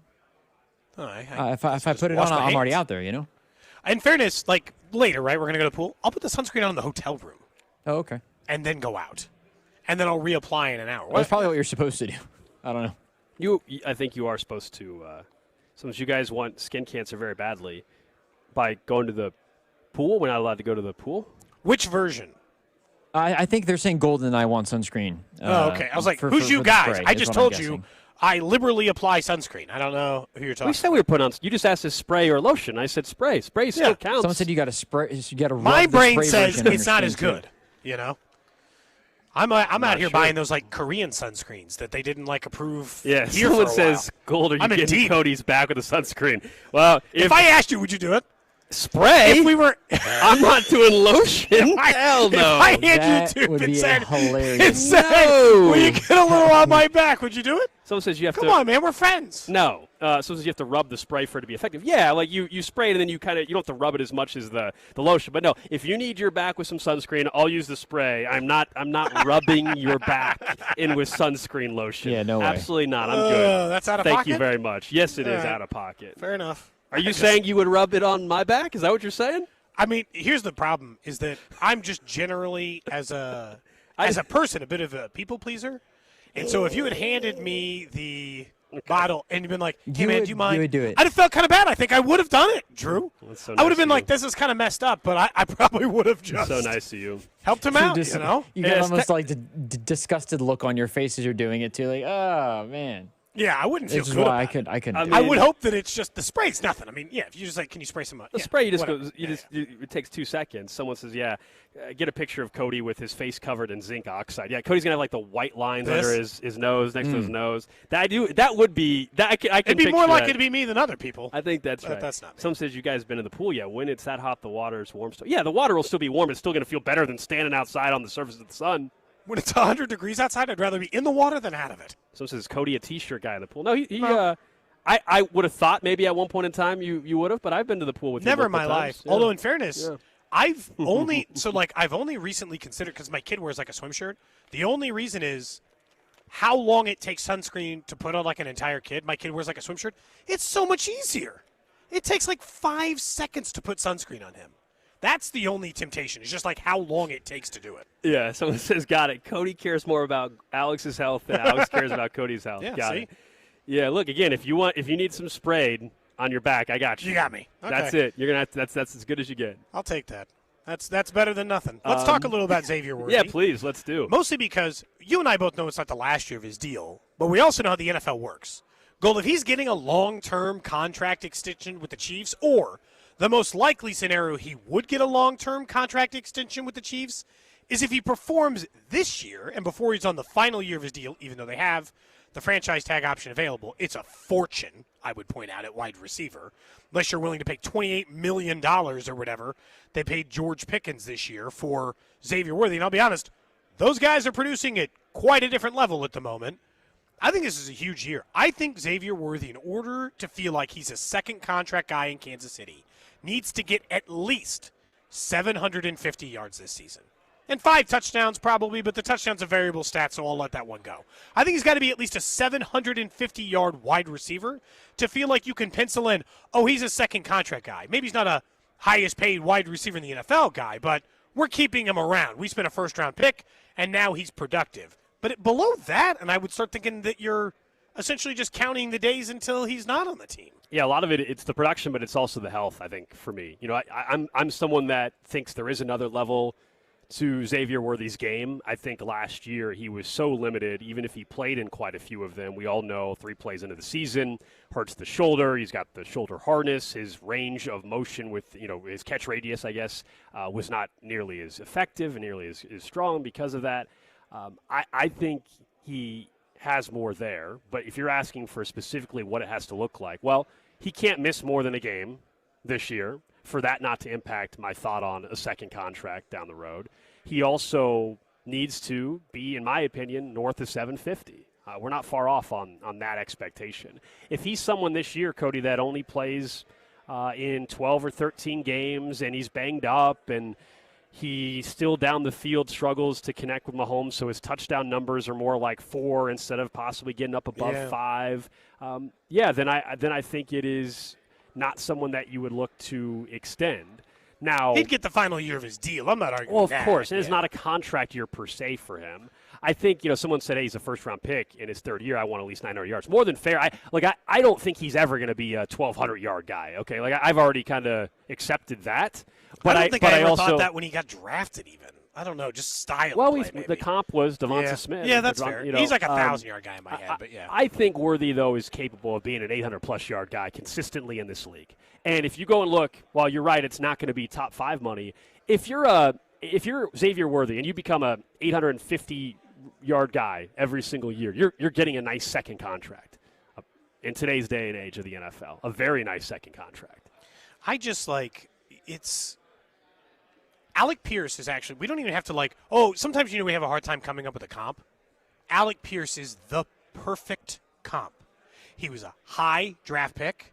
He was 593 yards and 514 yards his first 2 seasons in the NFL, 2 touchdowns apiece. His third year in the NFL, 824 yards and 7 touchdowns. And they still didn't give him a contract.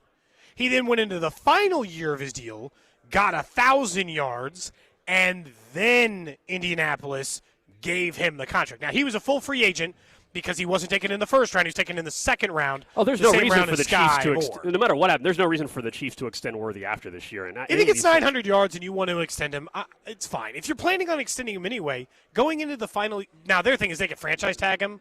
They have so much control, man. But I just think the franchise tag is costly. I don't want to get stuck in a situation where I'm having to choose between letting him go and franchise tagging him. Because the franchise tag is going to be $30 million for a wide receiver. I don't think Worthy's ever going to be in franchise tag territory. Let's see. Well, then they only have 1 year left on his deal after this one, then. So why wouldn't you give him the extension? Yeah, because then he can be a free agent and go somewhere else, or Yeah, possibly. But you can also just you're acting like that. If someone enters the final year, like a quarterback, I'm with you more. I think we see position players go into the final year of their contract more often than we do quarterback. I mean, quarterback, yeah, you better get the deal done before they become a free agent. I will say, when it's a player that they like, they don't normally get into the final year. They paid Creed early. I guess what I'm saying, Cody, is this is year 3. They don't extend him, let's say. He goes into year 4. He's a first-round pick. They can go with the 5th-year option. So they actually do not just have one. They have 2 more years. They can't franchise. You're right. They don't have to franchise. No, you're right. They got the 5th-year option. So they'd be expensive, but not so they don't have to. Detrimental. They don't have to extend him at all after this year, even if he has a huge year. What's the highest paid? Where does Alec Pierce? Does he make $30 million a year, Drew? Do you remember? I'll look it up here in just a sec. I just can't remember if. Yeah, it was around there. We had looked it up the other day. Alec Pierce makes $28.5 million a year. But I think that's probably what you should be hoping for. You should be hoping he has Alec Pierce's career trajectory. Is there a number in which you think he just needs to be lock him up right away, guy? Is that 1,000? 900 yards doesn't do that for you? If he had 1,000 yards this year, would you be saying off season, hey, go ahead and lock that up long term so you don't have to worry about the cash? Yeah, it would make me think that Xavier Worthy proved that in a fully healthy year. Which he'd have to be to get that money. Yeah, in a fully healthy year, he was able to actually be able to show that he is capable of being a legitimate first-round pick. I think the chances of that are probably pretty slim of happening as far as him being a 1,000-yard guy. But I told you, I'm probably more bullish than most people in Kansas City on Worthy, and I also don't think he's suddenly going to be a every year 1,000-yard guy. I would take at this point in time 850 every single year. And you can say, well, that's pretty low for a first-round pick. I agree, but look where we're at now. My expectations have been adjusted. Yeah, I think the this Chiefs goes back also, in fairness, I think Rice will have over 1,000 yards. Rasheed Rice hasn't even had over 1,000 yards. So I'm supposed to, and yes, he was a second-round pick, but I'm supposed to view Xavier Worthy far worse than that when we're accepting, I guess, of Somebody else not being a 1,000-yard receiver as well. Xavier Worthy was a first-round pick, but let's not act like he was pick 10. I mean, No. he was not that many picks separated from where Rashee Rice was taken. Devonta Smith, 1066, 833, and 1008 were his last 3 seasons. He was healthy for 2 of those 3. The 838 one, he was a little bit hurt. So that would at least play a factor in it. But, yeah, I don't think it's not nothing. Meanwhile, like, Drew, you'd mentioned, this is what it made me think of. You were talking about, like, Andy Reid's offense haven't looked the same, and it hasn't been as much fun. ESPN did a silly article, but it's fun to talk about from Benjamin Solak, which is he ranked the watchability of all 32 teams in the NFL this year. Like, who's the most fun if you just put on a screen on a random Sunday night football game, Gold, you are locked in. Look, you could probably safely guess who's 32. Okay? And the Chiefs have been slipping in this department. Cleveland, by the way, at 32 on the list. 32. I will say, I used to think that watching a Chiefs game was different than watching just about every other game in the NFL from an entertainment perspective. And in the last 2 years, that has been the opposite of the case. Where do you think? Have you guys looked at the article yet? I have not. Where do you think the Chiefs rank this year in the watchability rankings? As in, well, this is a fun team. They make explosive plays. Based off of where the NFL perception is on them, I'm guessing they're like 12th. 22nd is right, Drew. Nailed it, Drew. 22nd. Chicago Bears, 1. Rams, 2. Lions, 3. Chargers, 22nd. 4. What are we doing? Patriots, 5. All those make sense to me. Cincinnati feels a little low at 7 because if their defense stinks again, I'm sorry. High-scoring offenses with low-scoring defenses are one of the most fun teams. Where were the Cowboys? Cowboys. Well, their offense was, they were like top 5, I thought I just said. I couldn't remember if I heard it or not. Sorry. Maybe I didn't. Oh, 6, Drew. 6. Okay. Hold on. How is that? Okay, this is based off of watchability. I mean, I get the Chiefs slipping outside the top 5 for that. How are they? I said 12th. I thought I was being pretty conservative. What, 22nd? You're telling me there's 21 other teams. You would rather watch their quarterback play. Hold on. You'd rather watch their quarterback play? No. You'd rather watch their running back? Or their You'd defense rather watch even. Who wants to watch defense? So the Chiefs, who I still think have the best quarterback in football, are the 22nd most watchable team. The Chiefs, who have a top 10 running back, are the 26th most watchable. The Chiefs we didn't who have fun a future watching Hall them of last Fame. year. It was brutal to watch them play They last were probably year. the 22nd most interesting team to watch last year. Even when Mahomes was healthy, it was brutal. But I think they'll be more interesting to watch this year. Maybe I'm mistaken by the article. Was it not the watchability index heading into this season? Yes. Not last year? Would you like to know his categories? Sure. There are 4 key things he looks at for what he calls highly watchable games. They are as follows. Big plays. That was last year's struggle for the competitive games. Now, the Chiefs even last year were good at competitive games. A lot of them, yeah. Star players. Now, the Chiefs are a little bit lacking in that out of Mahomes and Travis Kelce, I would say. Like, they don't – Ken Walker, though, would feel like top that. 10 back in the league. So Ken Walker. And nothing offensive, as in really bad defense, really bad units. That's what he calls in that category. He had – and here's the teams you take offense of. He has the Texans 12, the Commanders 13, the Bucks 14. Oh, yeah, the Commanders are more entertaining to watch. Are you – what? The Colts 19. Oh, and if you want to cite the Panthers 21. See, this is where the article loses all its credibility. Even if you want to go on Drew's side about last year how they weren't fun to watch, and I don't fully disagree, then explain to me how the Commanders are on there, who had Marcus Mariota out there last year playing in freaking football games. How were they higher this year? And they have a terrible offensive line and mediocre wide receiver play and problems. The Commanders have problems. By the way, the one thing I would say about like his 4 category, the one I took greatest offense to was 21, which was the Panthers one step ahead of them. Genuinely. Of the 4 categories I just listed, do the Panthers make big plays? No. Are they in competitive games? They are not. Do they have star players? 0. Literally 0 star players. They have none. I cannot name a single player other than Bryce Young, who is not a star player, and Xavier Legette, who I only know because he eats raccoons, on the entire Panthers roster, and then nothing offensive. They're offensive all the time.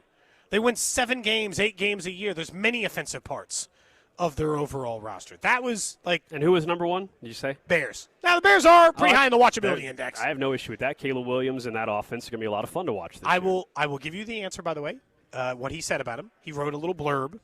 The blurb on them was... Nice. The can't-miss television Chiefs of yesteryear haven't been around for seasons now. They don't create explosive plays. Agreed they don't, but I think they will create more. He gave the percentages. They don't give up explosive plays. He says that makes them boring, right? Because they're really good at limiting explosive plays. That's fair. Sure, they play close games, but they were 12-0 in the one-score contest and 1-9 last season. Are close games the most entertaining? For sure, which was one of his categories, so I still don't understand. But for the Chiefs, they feel more disappointing. A referendum on team building, more than a testament to the competitive spirit.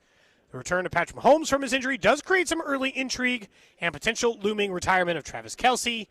All go down as a piece of history worth enjoying while it lasts. Yeah, this whole thing is. I intentionally did not click on the link before the show because when we have lists like this, I don't want to know. I want my live reaction to it. This 20 seconds. Zero credibility. They should be like 10. Zero credibility to the list. 10 to 15. After this stuff has been mentioned. They should be below Buffalo, New England, Cincinnati, the Bears. Like some of the ones he has at the top, I don't have it. The second we start getting into the Texans, I'm sorry. The second we start getting into the Texans, who give up no explosive plays because their defense is awesome, and also have no explosive plays because C.J. Stroud is their quarterback, like that team, no. And again, this is their watchability rankings. If you're just tuning in, this is not ranking out who they think's the best teams in the league. Just who's the best team if you're who's just enjoyable to watch. And yeah, last year the offense wasn't, but heading into this year, the one that gets me is the Commanders. Because even if you want to cite the Chiefs last year were brutal to watch offensively, then explain the Washington Commanders being ahead of the Chiefs this year. I'm going back and I'm looking at. They might be one of the least watchable teams in the league this year. Warren Sharp put out most explosive offenses from last year. Yeah. Washington is 17. The Chiefs were 26th. The Panthers were 27. Number 12 on this list is really surprising. The Arizona Cardinals were 12th in the league in most explosive offenses in 2025 last year. Who was? Arizona Cardinals. What? According to Warren Sharp, most explosive offenses. So they were really in bad at every other play? Apparently. They were just good at the big ones? I don't know. All they did was just throw lot of garbage times plays. I guess too, or something like that. Because the garbage beginning ones are the ones you'd expect. Patriots, Rams, Lions, Bills, Seahawks. They're all the top five. Hey, somebody on the text line says, totally agree with the list. There's always somebody. Really? You almost could. It's weird, though. You almost couldn't explain it. Like the Chiefs it was always close games, like one of the categories is. The games were always tight, but man, it just felt like it was brutal to watch. It was hard to explain sometimes. I do agree with this. Somebody said they would take Ted McMillan over any of the Chiefs wide receivers. I do think Ted McMillan is not necessarily that's star, not a high but bar. He was in first They round were pick. making that reference because you said you only know Xavier Legette's name on the Panthers. Fine. And you made I do think Ted McMillan. I didn't make the argument at the time that Rashee Rice or Xavier Worthy was ahead of the guy. Ted McMillan, by the way, had 700 more yards than Xavier Legette did last year, I believe. Well, Xavier Legette is just very mid, right? Yeah. I mean, that would be the He actually was worse than. Hold on a second. Let me go back and look because I looked it up yesterday for whatever reason. Ted McMillan's going to be a star in this. I think Tyquan Thornton had more yards than Xavier Legette did last year. He's just a fun story, but he's an average receiver. The Panthers he has struggles catching the football. The Panthers and he plays wide dead last almost. Correct. Like, aren't the Raiders, once Mendoza starts, they're more interesting to watch than the Panthers. Text line wants to know, have you talk more about the guy who eats raccoons? Yeah, you guys haven't heard. We have the audio. Yeah, this is from Xavier. a year or so ago. Xavier Legette. Oh, do I have to find if you can find it, Drew. Yeah. Cody made that comment. They thought you just made it out of the blue. No. Oh, no, that's a very real story. It's a real thing. He talked about it again this offseason. Somebody asked, he said he was working on his diet. Oh, here we go. And he was taking care of his health, and he said he was only for special occasions. Are you raccoon? Like a raccoon that you see in the trash can? Yep, that's him. Like a raccoon you see in the trash. Raccoon. That accent for Legette is thick. Oh, that's incredible. Thick. It is incredible. He's from Louisiana, right? Is that or no? I am not sure. Or is that Keon Coleman? I'm sorry. Here, I can look it up real quick. Hey, guys, I'm going to leave in like 2 minutes. I'm going to try to go down and make these bets in the break. Same thing applies. Gold, are you fading me? You want me to put some money on the opposite? Nope. I just told you messed with the vibes, though, man, earlier in the show. You completely messed with the vibes. Why? So you think I should just avoid it now? No, I just think you're not going to hit your bet. Oh, he's from Mullins, South Carolina. No, that makes sense, too. Yeah. Do you want to hear? Small county in Marion County, South Carolina. He was asked to if he had because he has horses. What he would name his horses if they were in the Derby. All right. Crazy name, so I need a little bit of time to think about that. You got some fun name horses, right? You got a horse named Dollar Bill. Dollar Bill and Dime Piece. A dollar bill and dime piece. It's pretty crazy. Let's go, Xavier. He's not faking that accent either, y'all, by the way. That's Brian Kelly who does that. Yeah, that's real. No, that's his Yeah, honest to God, that is backwoods legit his South accent. Carolina accent. That is his very real, very real accent. Fine, Ted McMillan could turn into a star this year. Like for star quality player is this. But like one 1,000-yard season doesn't put him there yet, does it?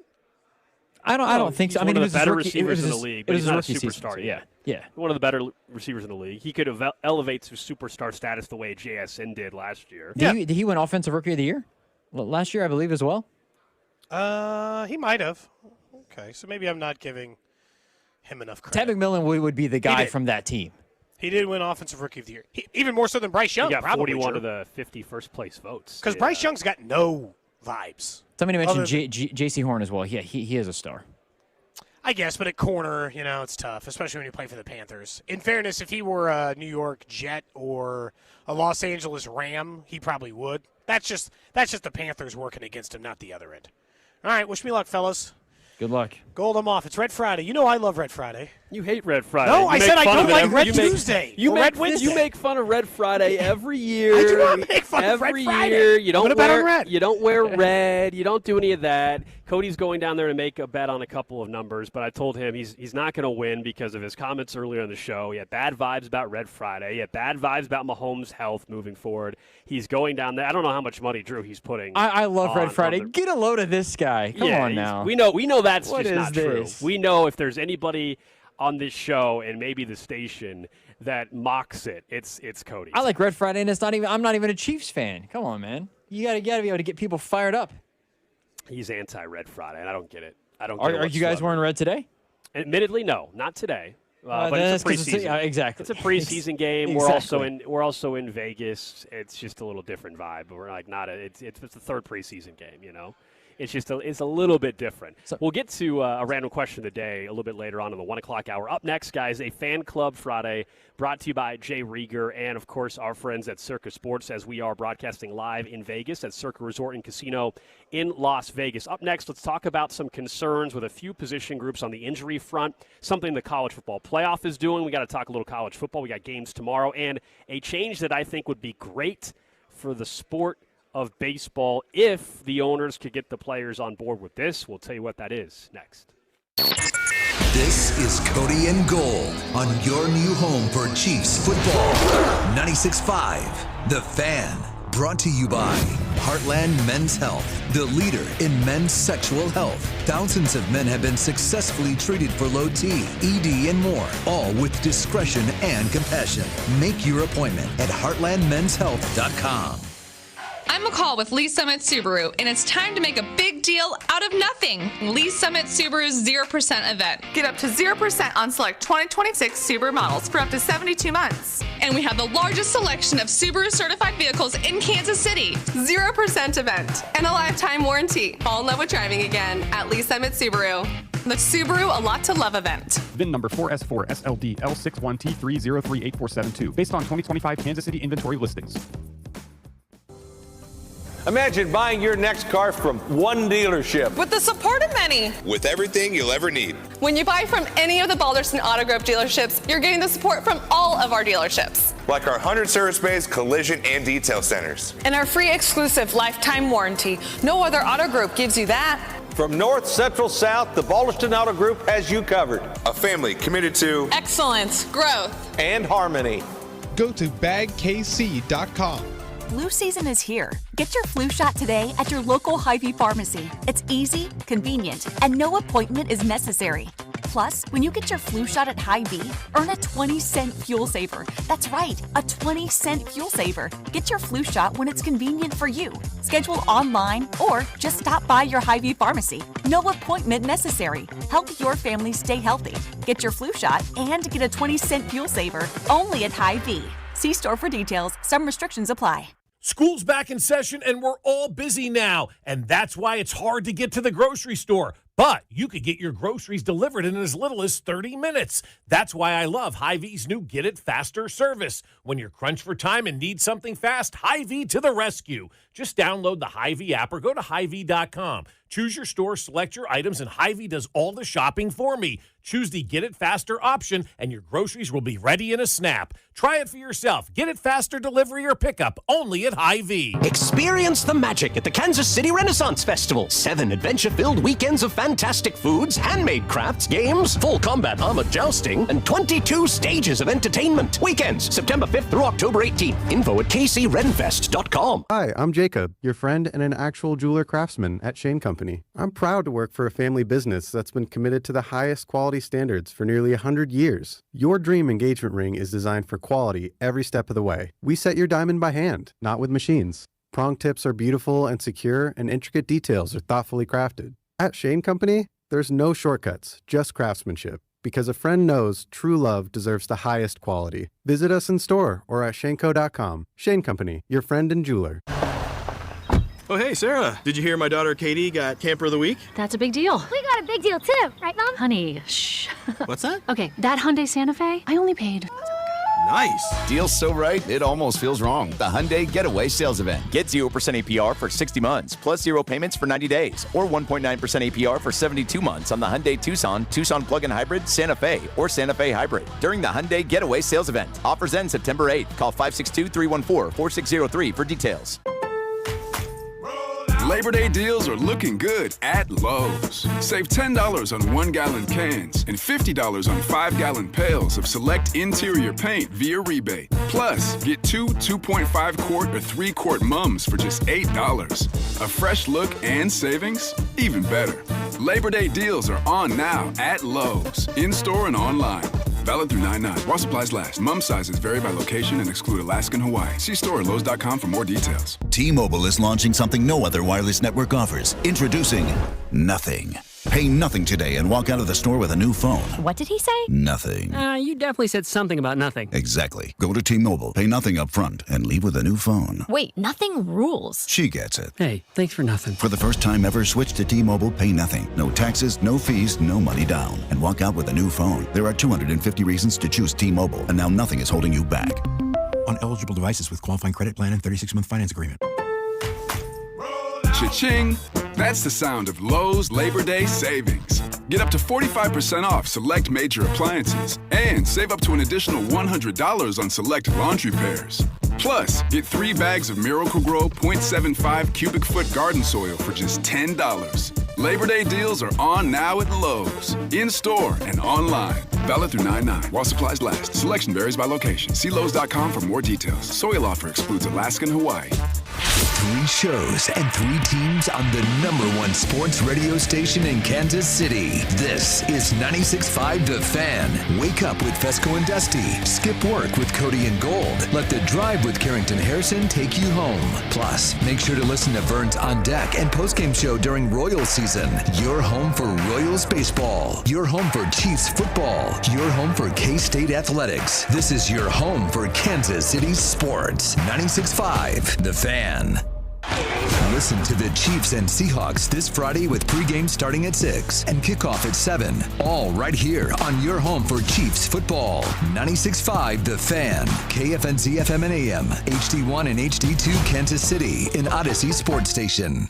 Welcome into the Fan Club. Step 1, we buy into this club. Step 2, we roll over to the club, either in your Mercedes-Benz or my pre-owned Acura Legend. It's not as much as a club as it is a couple middle-aged dudes in sweatshirts talking about sports. Bounce, bounce, bounce, bounce, bounce. Now all the ladies saying bounce, bounce, bounce, bounce, bounce. But you get the gist. Here's Cody Tapp and Alex Gold. It is a Fan Club Friday brought to you by Jay Rear & Co. and Circus Sports as we're hanging out here in Las Vegas at Circa Resort and Casino. Cody just arrived back at the table. He's out of breath. He ran downstairs. What did you actually bet? So I wagered on, as I told you, 13, 14, and 15. Okay, on the roulette wheel, obviously. On the roulette wheel, and then I put 45 on red. All on the same spin? All on the same spin. Okay, and? Hit 18 red. So you got the red. You missed on the numbers, but you got missed on the numbers. So you got profitable. Even money odds, obviously, on the black or on the red. On the red, profitable. Okay. Won like $20. when it was all True. said and Your done. thoughts on this? I think Well, you like got to. $20. I think in the next break you got to go back down. You think so? Bet on red again? I think you're not allowed. You have to keep betting the numbers till either you win or you're out of money. You're not allowed to just keep winning off the colors. Yeah. No. No. You got to. Yeah. I think that's the deal. Oh, I was going to tell you just to take your profit and just bet on color and then bet on color again and then bet on color again. And if you keep winning, you just need to keep on doing whatever color you want to. Honest and to then if God, you're out. I had a bet back on red, and I was like, I'm going to be way too late to the show. Because I thought, it'd be more fun if I bet on red again. But then I was like, I'll be back too late. So I was like, I'll just have to go back down and do it again. I am with Gold. I think you need to go back down there, though, during the next break. Yeah. Go down to the next break. Go back down there. Yep. Put it back on 13. And I've got the chips. 15. They always just give you like one big chip, don't they? So 4 red or you got a black chip, so it's $100. And then 3 red. So I'm up $20. I got 100 and change because it was a lot easier than doing. Someone says stay with red. Stay with red. Best odds, 100%. Someone's telling me to play baccarat Yeah, or the person blackjack. that said best odds, they're saying blackjack for you. Yeah. Should I go play blackjack the next time? You're not gonna have time to go and play blackjack. One hand? Probably one not. hand. Yeah. Well, that's what it would be. The same thing as me doing one So spin. you can put $100 on one hand of blackjack. I did that once here. You're Do gonna you go do remember? that? Oh my God. Someone said, be a real man. Bet 100 on 00 green. Did we lose him?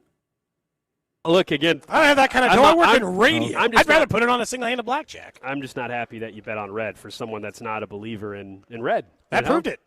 You don't like the Chiefs red on their uniforms. That You don't like proved Red Friday. it. I don't think that proved it. If you like, if I go down and win again, does it prove it? If you like red, you'll wear red and celebrate a true. I don't know on not Monday because Monday night's not right, but on a Red Friday. Red Monday's a thing though. Yeah. Okay. On Friday for week 2. On game you day. Should wear, game day you can always wear red. Whatever. On game day. Yeah, but I want it on a Red Friday when it's not game day yet. If you celebrate red, if you like red, you will wear red on Red Friday, and you will proclaim it to be a Red Friday before the week 2 matchup.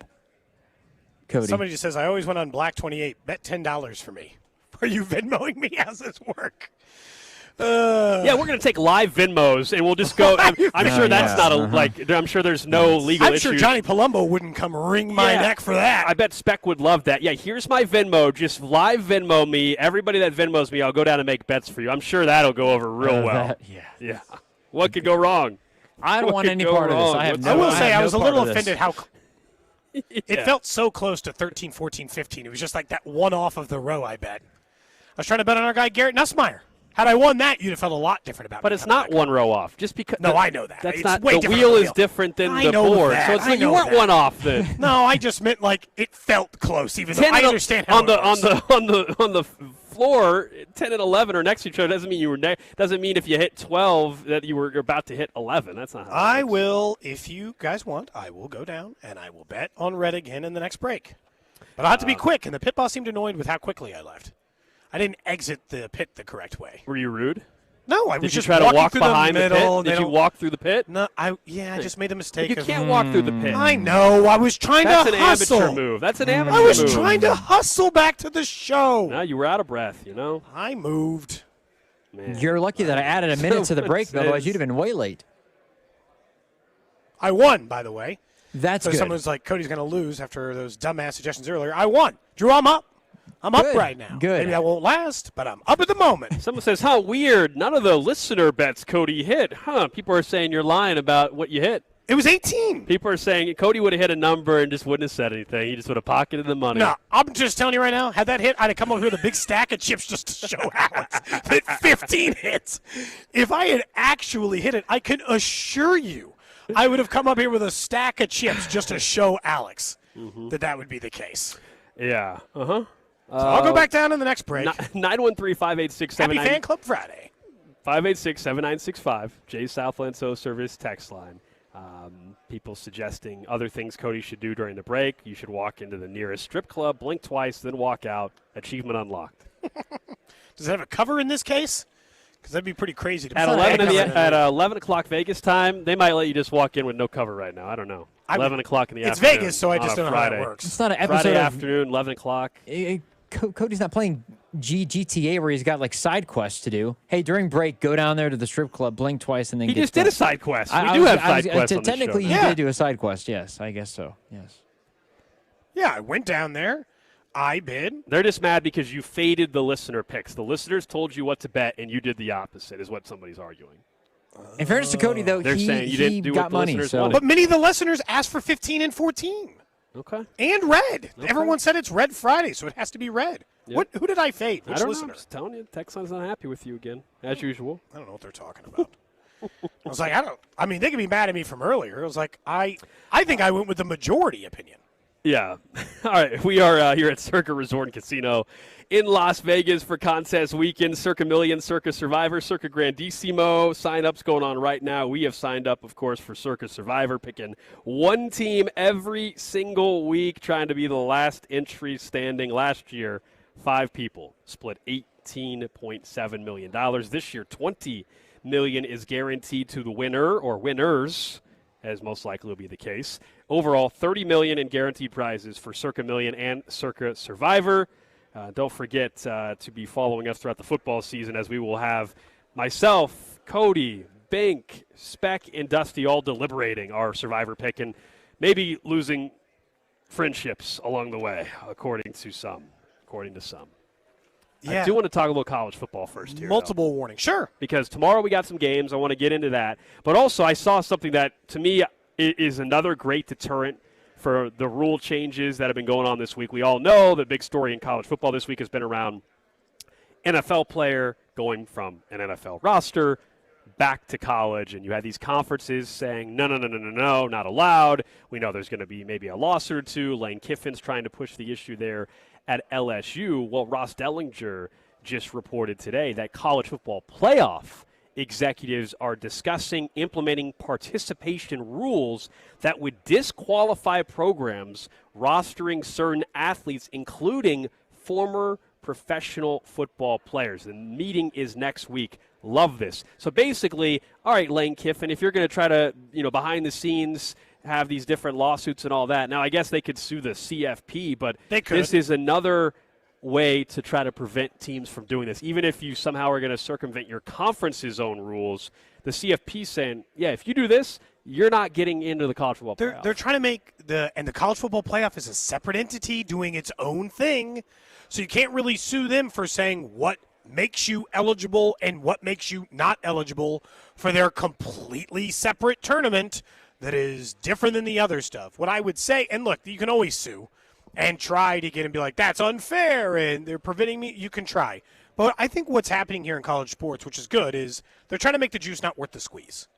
As in, look at all of these legal things you're going to have to jump through just to get your team in there. And what happens if for the first time you actually lose one of these legal challenges and find yourself with a college football playoff caliber team, but not in the college football playoff? Because that's the only time, Gold, that I think you lose fans. We mentioned in LSU. LSU doesn't care if Joe Burrow comes back to play another season. If they win a national championship, LSU fans don't care where the player came from, how much they were paid, anything outside of it. But they do care if you've got a good college football team and all of a sudden you're not in the college football playoff, then they care where the players came from.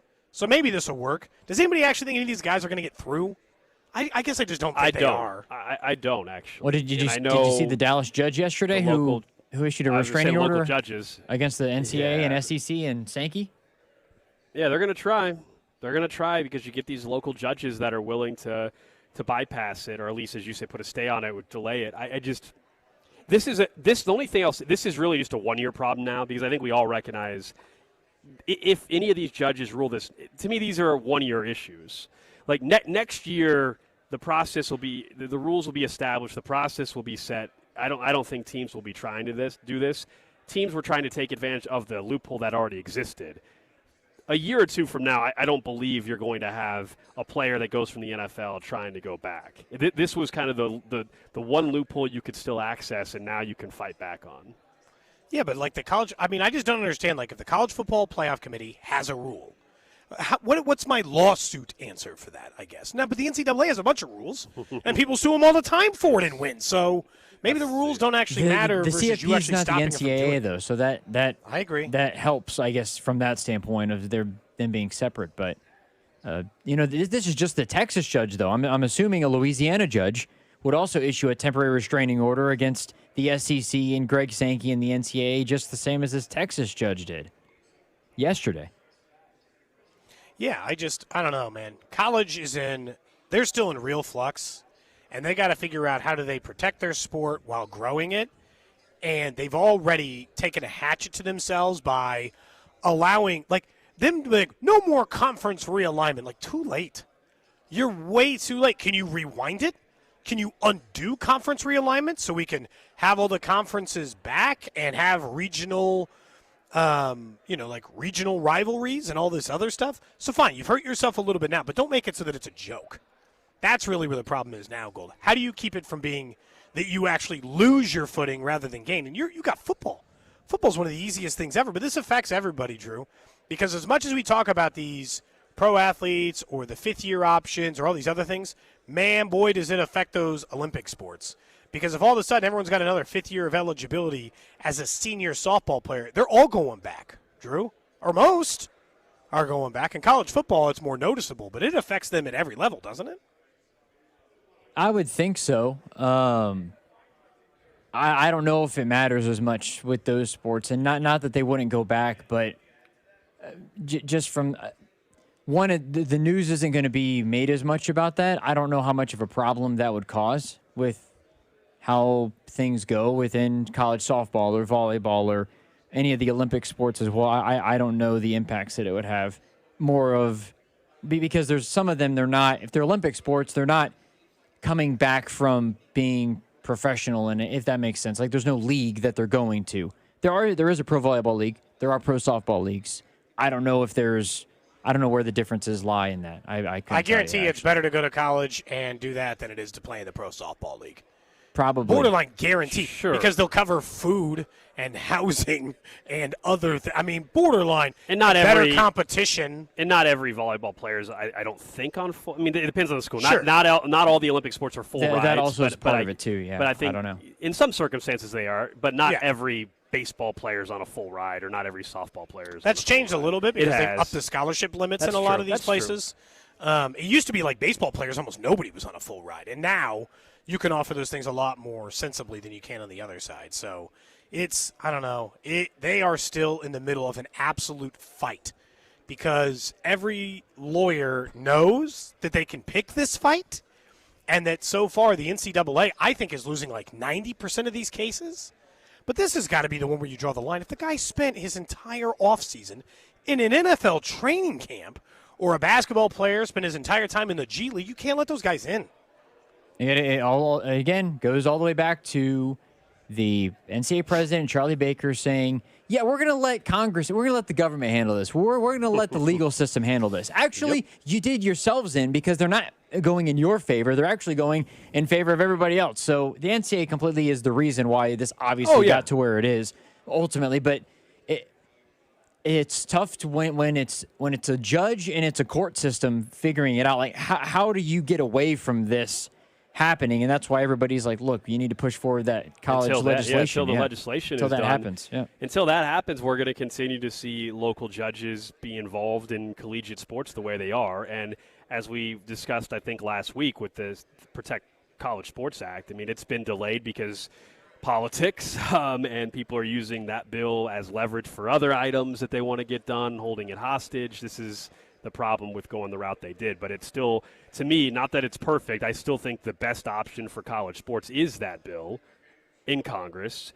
It won't be perfect, but it does clear up a lot of this. And I think this top text is right, Drew, though. Unless you're a diehard fan, there's a lot of people saying, look, this all bums me out or it turns me off from the sport or whatever it may be. I think for the casuals, some people are like, this has gotten too confusing also. Yeah, because we have college football games this weekend, tomorrow, and we're not talking about them. We're talking about this stupid stuff that's happening with Lane Kiffin and LSU and all these. We're not even talking about the sport itself and the games that we have hopefully in the next week and a half tomorrow. or so. So hopefully that changes tomorrow. But this whole summer has been. Yeah, I would presume so. System. But I mean, you've almost had to pick and you've almost had to really search for either predictions or just some content that's about the sport itself from a on-field perspective. Than hearing that this player is ineligible because of this, or this guy's suing this, that, and the other. It just turns into a complete mess, which is, and I get it. For a casual fan, it's really unfortunate, and the confusion doesn't help because it's confusing even for the people who cover it way more than I do, and the people who watch it as much as I do. It's very confusing still.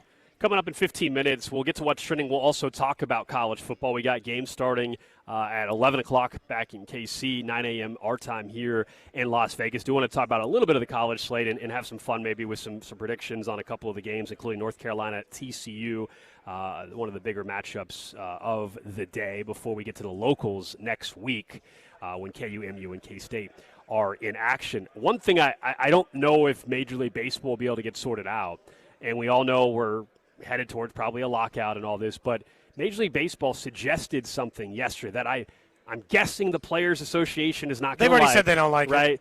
What else is new?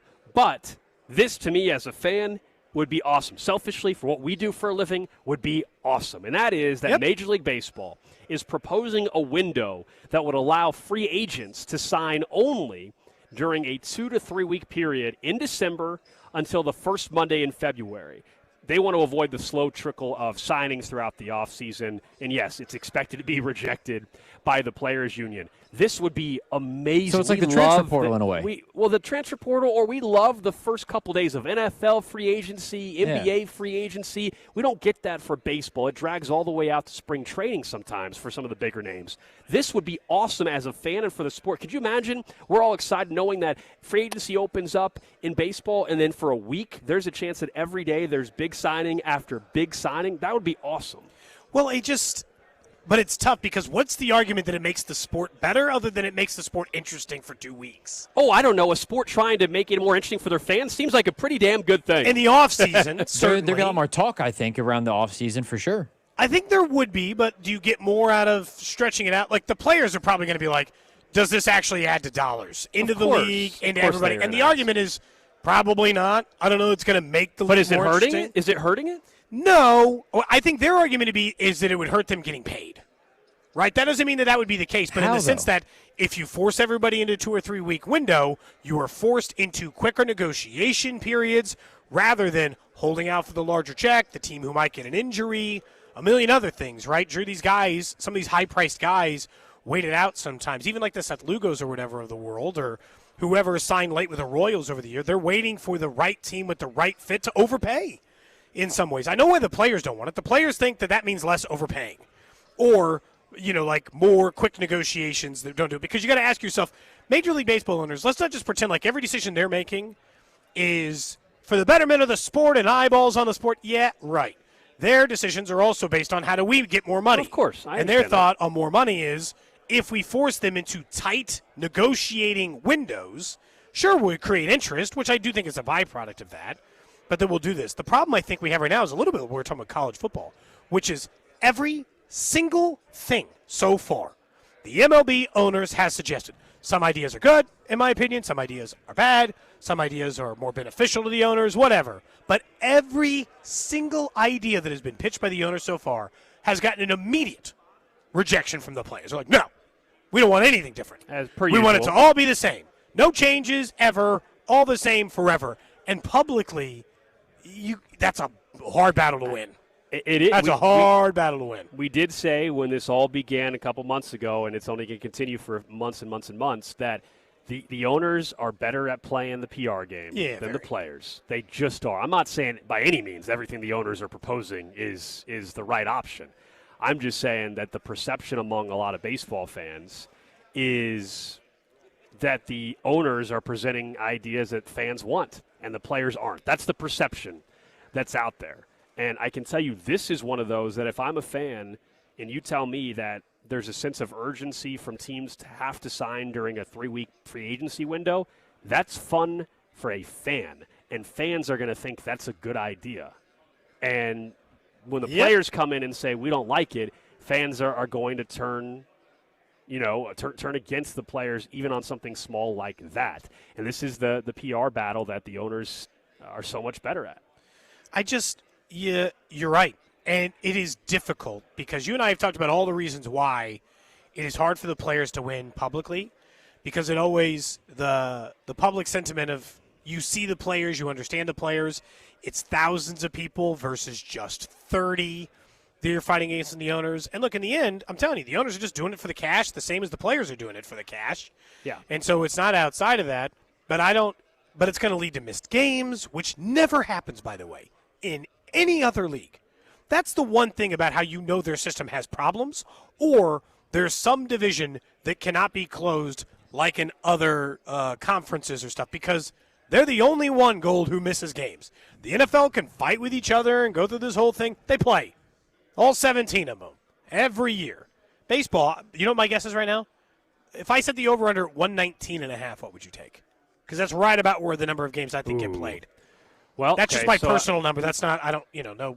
That's just what I think's getting played. Well, opening day is scheduled for what, March 26th or something? Yeah, really early this year. There's no way they hit that. April, May. I think they're playing right after the 1st of June.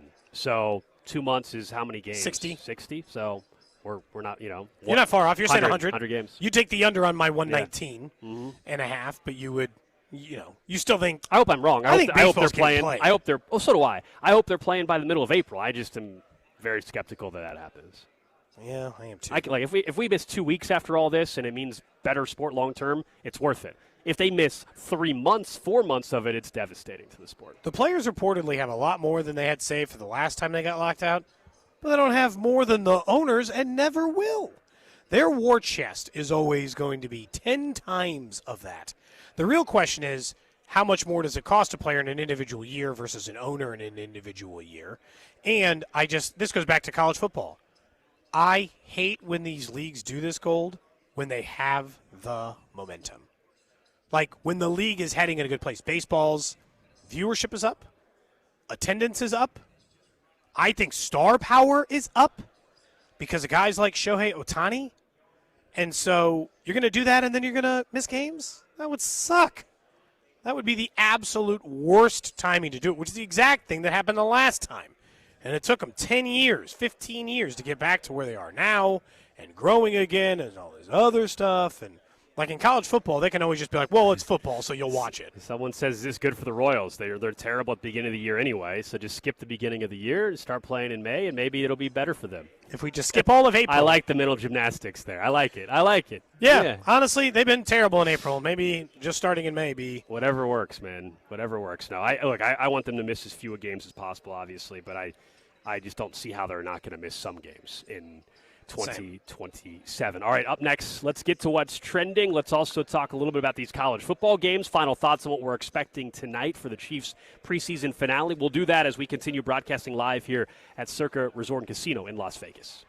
This is Cody and Gold on your new home for Royals baseball. 96.5 The Fan. Brought to you by Heartland Men's Health, the leader in men's sexual health. Thousands of men have been successfully treated for low T, ED, and more, all with discretion and compassion. Make your appointment at heartlandmenshealth.com. And Doug. Limu and I created a trick to help you remember that you can customize your car insurance and save with Liberty Mutual. You see, the shirts Limu and I wear are yellow, and yellow is the color of lemons, and lemons grow on trees, and trees provide oxygen, and oxygen helps us breathe, and breathing is how you live, and you can live more life when you save money by customizing your car insurance. I agree, Limu. It's really quite simple. Only pay for what you need at libertymutual.com. Liberty, liberty, liberty, liberty. Pump up the volume. Business moves fast. Orders roll in, deadlines close in. When you ship with USPS Ground Advantage, you can keep up with confidence. Every package stays in our secure network from dock to door. And with nationwide reach, dependable tracking, and upfront affordable pricing, you get built-in peace of mind. You run the business. We run the routes. Visit USPS.com/Ground Advantage to learn more. New Game Plus with Oxy makes your laundry smell incredible and fights stubborn smells, like the ones your dog Biscuit brought into your freshly made bed last night. But you washed that all away with Game, and now you're drifting asleep to the scent and sound of waves. Ah, no, that's the dog licking your ear. Biscuit. It just might be our greatest scent ever, now with odor-fighting power. New Game Plus with Oxy. Sniff the difference. Game. Shop the Sherwin-Williams Labor Day sale and get 35% off paints and stains August 28th through September 9th. Whether you're refreshing your interior or exterior, we've got the colors to bring your vision to life. And with delivery, getting everything to your door is easier than ever. Shop online to have it delivered or visit your neighborhood Sherwin-Williams store. Retail sales only. Some exclusions apply. See store for details. Delivery available on qualifying orders.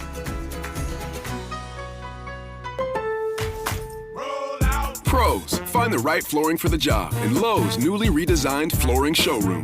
Shop our expanded assortment of trusted brands and get up to 35% off style selections, Stainmaster, and Stainmaster Pet Protect Special Order Carpet. And while you're here, save $100 on a DeWalt 20-volt max 6-amp-hour 2-pack of batteries, now just $179. Get more of what you need faster and save more where it counts from the ground up. Our best lineup is here at Lowe's. Valid through 8/26 while supplies last. Selection varies by location. Get in the zone, AutoZone. Welcome to AutoZone. What are you working on today? Truck started slow. Battery might be toast. Slow starts are the first sign of heat damage to your battery. We'll test it, no charge. Thanks. And if it is dead? We'll set you up with a new, fully warranted battery, some up to 5 years, and we'll recycle the old one. Thanks for the rundown. Lead the way. Get free battery testing, charging, and recycling at AutoZone. Get in the zone, AutoZone. Restrictions apply. Your home for Chiefs football. 96.5 The Fan. This season, game day starts 3 hours before kickoff with the Chiefs Radio Network pregame show, followed by the call of the game with Mitch, Danon, and Kling, and the postgame show with Josh Briscoe. From the parking lot to kickoff, we have you covered. Every snap, every play, every unforgettable moment can be heard right here. Touchdown, Kansas City! On your home for Chiefs football. 96.5 The Fan. Someone had a birthday. Yep, 50. Can't believe it. 50 years of wisdom. Great segue. We have a health reminder from the CDC. Pneumococcal vaccination is recommended for adults 50 or older. Says here, we're over 6 times more likely to be hospitalized with pneumococcal pneumonia than adults under 50. I don't love those odds. Same. Look what I found. Pfizer's Prevnar 20 is proven to help protect adults against pneumococcal pneumonia and invasive pneumococcal disease in just 1 dose, and millions have already gotten it. Continued approval may depend on a supportive study. Don't get Prevnar 20 if you have a severe allergy to its ingredients. A weakened immune system may lower your response. Common side effects include injection site pain and swelling, fatigue, headache, muscle, and joint pain. For full prescribing information, please call 1-855-213-2138. Visit Prevnar20.com or talk to your doctor or pharmacist. I'm on Prevnar20.com now, scheduling my appointment. Good idea. And happy 50th. You already know that every Royals game is right here on 96.5 The Fan. But if you're looking for more Royals coverage, tune in to hear Royals insider Josh Fernier throughout the week. He joins Fesco and Dusty every Monday morning at 8:20. Cody and Gold every Wednesday at 12:30. And he joins The Drive every Friday at 3. Miss anything? Check it out on the show podcast or All Things Fern Channel, wherever you get your podcasts. This is your home for Royals baseball. 96.5 The Fan. You're listening to 96.5 The Fan from the DM Injury Law Studios. Mike's got this. Car, truck, or motorcycle wreck? Remember, Mike's got this. 816-888-7500. Mike's got this. Back here on a Fan Club Friday, brought to you by Jay Rieger & Co. and Circa Sports, as we continue broadcasting live from Circa Resort Casino here in Las Vegas for contest weekend. $30 million in guaranteed prizes, Circa Million, Circa Survivor. You can sign up here in Vegas till September 12th. Also, if you are on the Missouri side of the state line, you can download the Circa Sports app and obviously bet that way as well. All right, Cody has made his way back to the table right before break. He's got a little smirk on his face. Oh, looky. So tell us. Look who won again. How did it go? What did you place a bet on this time? I placed it on I placed a single number, and then what number? 15 again. Perfect. It did not hit. I got a red number though again, in which I had placed a $50 a red number? No, red in general. Sorry. Oh, I thought you put 50 on a number. I was about to say you came away with a couple grand. No. I bet on the number that didn't hit. I bet 15 on the number, And I negated that by betting 65 on red, which So is it's red again. So it's red again. On Red Friday. So Red Friday, Red 2 Fridays. times in a row. So I got a couple $100 in front of me all you of a sudden. Do you now believe in Red Friday? Do you now think I believe? do. Now- I think I do believe in Red Friday. Now, Drew, do I Cody- go back and bet on red again? I was gonna say, now what you do is when the show's done, you go back and as long as you win, you just keep playing color. Forget the numbers. You just keep playing color. Take all that you But you have won. to play some on the inside, don't you? No, you don't. Oh, well, I guess that's on. It's Take 15 all that you want, 15 throw it min on a that color. table, 15 minimum Yeah, on you're the right. inside Yeah. or outside. Okay, so No, 15. You can't do 5 on the inside, 15. Or, Yeah, you know what I mean? sure. You got to put 15 on the inside or 15 on the outside. Yeah. So I don't know. Maybe after the show, one more shot at red. See if you can get up to. See if you can get Much up to chattier a table, grand. by the way, than last night because I was like, "Hey, sorry to interrupt. I just got to make one bet, but then I got to go back Well, to the show." hold on. You walked to the table. I felt bad because I was just in it for 2 seconds, and clearly it was like a group that knew each other. Hold on. So you walk, They were in a good mood. You walk up to the table, and before you even made a bet, you go, "Excuse me, I'm just making one bet." No, I didn't. It wasn't like that. Okay. They just said, "Hey, what's up?" They were like introducing themselves to me, Oh, wow. and then I said I need to leave. But now I got $200, so I started with 100, and I got 200. Pretty good. That's good. Did Good you tell start. me you'd be back in about a half hour? I told them. No, I didn't. I should have. So if you guys are still here, I'll see you guys in a little bit. Someone says you got to split the red with the text line. The wins from the red. What? The text line gave you the bet. It's How the hell do I split it with the entire text line? You all get you guys 6 cents? Yeah, you guys can each get your 5 cents. Yeah, it's like, how would you like me to divvy that up, text line? You guys were right on Red Friday, though. I'm not going to lie. That was the right call. He's I'd a gone down there. And Red. I have to be a believer now, don't I? I mean, think so. if you weren't before, I would say so. I think I don't have a choice. I'm going to take these winnings and lose them. Playing someone else later. Before we get to tonight's That's a great way to look preseason at it, you game, know? Chiefs and Seahawks tonight here on 96.5 The Fan. 6 o'clock pregame show with Joshua Briscoe. Final preseason game. We'll talk about Nussmeier and company in just a bit. We got college football tomorrow, too. Like actual games that count. That is exciting. I know Drew is really fired up. I'm excited just to be at the sports book here at Circa tomorrow morning. It'll be 9 a.m. because they're playing in Ireland and everything here locally, 11 back in Kansas City. And in North Carolina and TCU. It'll be just a cool atmosphere. But North Carolina, TCU, the Tar Heels are 8.5-point underdogs. I wonder, we all think North Carolina stinks. We all think Bill Belichick's not a good college football Did you coach. see the Athletic article out today? It was damning again. It's all falling apart. But as you know, where it feels like, TCU's going to roll them, this feels like a spot where North Carolina is way more competitive than we think. And right now I'm considering 8.5 plus 8.5 on North Carolina. Especially after what Mike Palm was telling us earlier. I think they might very well win this game, but I do still think there's massive problems. But you think North Carolina could win outright? No, that would be surprising. I'm if that sorry. happened. Cover. Sorry, Sorry. The way you were talking cover. Sorry, I apologize. was like, wow, if you think they're going to win. Okay. No, largely because am I the only person that every single year this game that gets played in Ireland is just some sloppy dirt track mud mess of nonsense that finishes 13-9? Well, Drew likes the under, and that's another bet that we could take a look. 46.5 is the total. I like the under. In Ireland, there's a lot. I like the first half under more than I do the overall game. Oh, under. interesting. I could Slow see start. Slow start, adjusting to the, all of a sudden we see the silent reporter telling us 5 minutes in, they're making a cleat change again. Footing's really rough out here. That kind of crap that we see every time this game happens. I feel like the first half total of 23.5, the under is kind of what I like. I just think that, I don't know, man. North Carolina is a weird team. What's their total at? Do you know? What's their just win total? Unless Drew knows off the top of his head, I can find it. North Carolina. Do you know, Drew? Under win total. 49.5? No, the win total. Win total. Win total. 4.5. It is 4.5. Yeah, that would be my guess. It is 4.5. Yep. What are you saying, Cody? You like the over or the under on that? I mean, I just think it stinks to where they are. Don't you remember this whole conversation? Like, he'll turn that program around. Their total is 4.5. That's worse than Kansas's. Yeah. Or it's right at Kansas's number. North Carolina's not supposed to be good. I know, but he was supposed to turn the program around quickly. Yes, he was. He's he's Bill Belichick. His son's not even with the team. His son's not even with the team right now. I think he's dealing with some stuff off the field. They're a mess. I think TCU wins, but I right this second, I lean North Carolina maybe to cover the 8.5, and I do like the first half under. Drew likes the under overall for the game. Other college football games tomorrow, the one that's late, it's actually here in Vegas, UNLV in Memphis. Text line's asking if I'm going to the game. Someone else says, are you? The over on UNLV Memphis is free. Well, I don't know about that, but I'll have to take a look.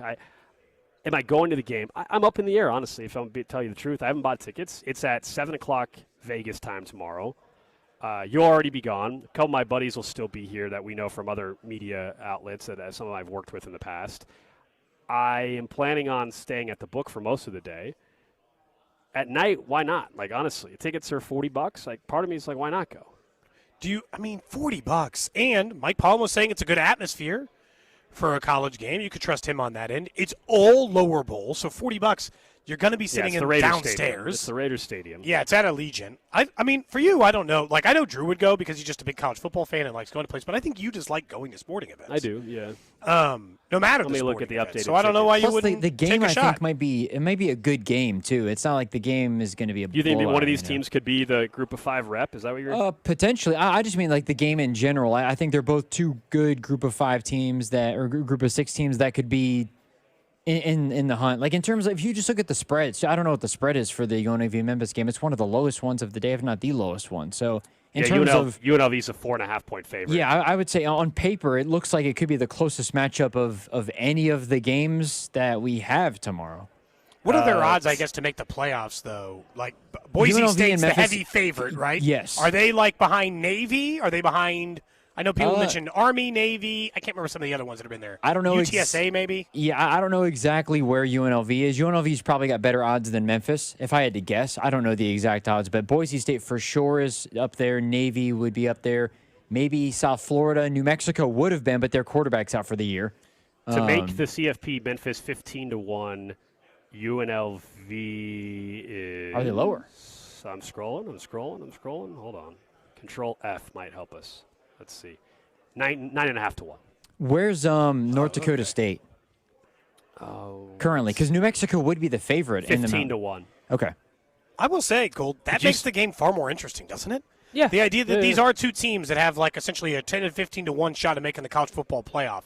And whoever wins it is probably going to have maybe not have their odds, but certainly improve their They'll odds. at least be P1 in terms of making it. I'm on SeatGeek. Tickets for the UNLV game tomorrow. The cheapest get in is $44. It's like lower level corner. Or if I want to spend $98, hear me out. All right.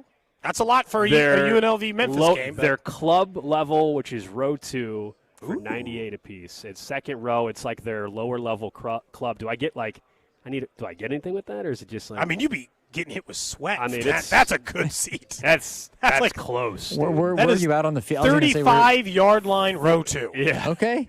I don't know if I want to spend $100 though. I know, but if you're going to spend $40, you should know when I just go bet $50. What a great financial strategy! Just pay for your ticket. Just go down there. Exactly. Put $100 on black. Okay, so and you were going to spend $50 on the ticket. Go bet $50 on red because it's Red Friday.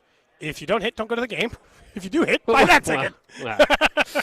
Problem solved. Oh, man. The 50 is spent. There's a good chance. Drew, what do you think of my strategy? There's a good chance I go to the game. It just seems It's see if certainly anything else fun. pops up. My flight's not till early on Sunday morning, so I've got time. I don't know. Right now, I would say there's about a 65% chance I'm going to the UNLV game tomorrow night. That's what I'd put it at. Over on Twitch and YouTube, by the way, they're saying I should have just invited the table over to Fan Club. Oh, that would have been a great idea. I didn't think about you want to that. come on? That would have been really live cool. radio in Kansas Hey, City. do you guys want? Yeah, I'm sure the Bunch of casino drunk love guys. me. Hey, you guys want to all leave the gambling and just come drink with us upstairs? Come just on. find out randomly who these people are. I mean, there's part of me that would have been really interesting. They could all be gone. We don't by have now. enough headset. We have one extra headset, Yeah. so we could have one of them on at a time. We have one extra headset with us. That would have been funny. Oh, we've got Inviting at least Brian one. from Austin, Texas. One guy said he's from New York, Okay. so I can at least say that.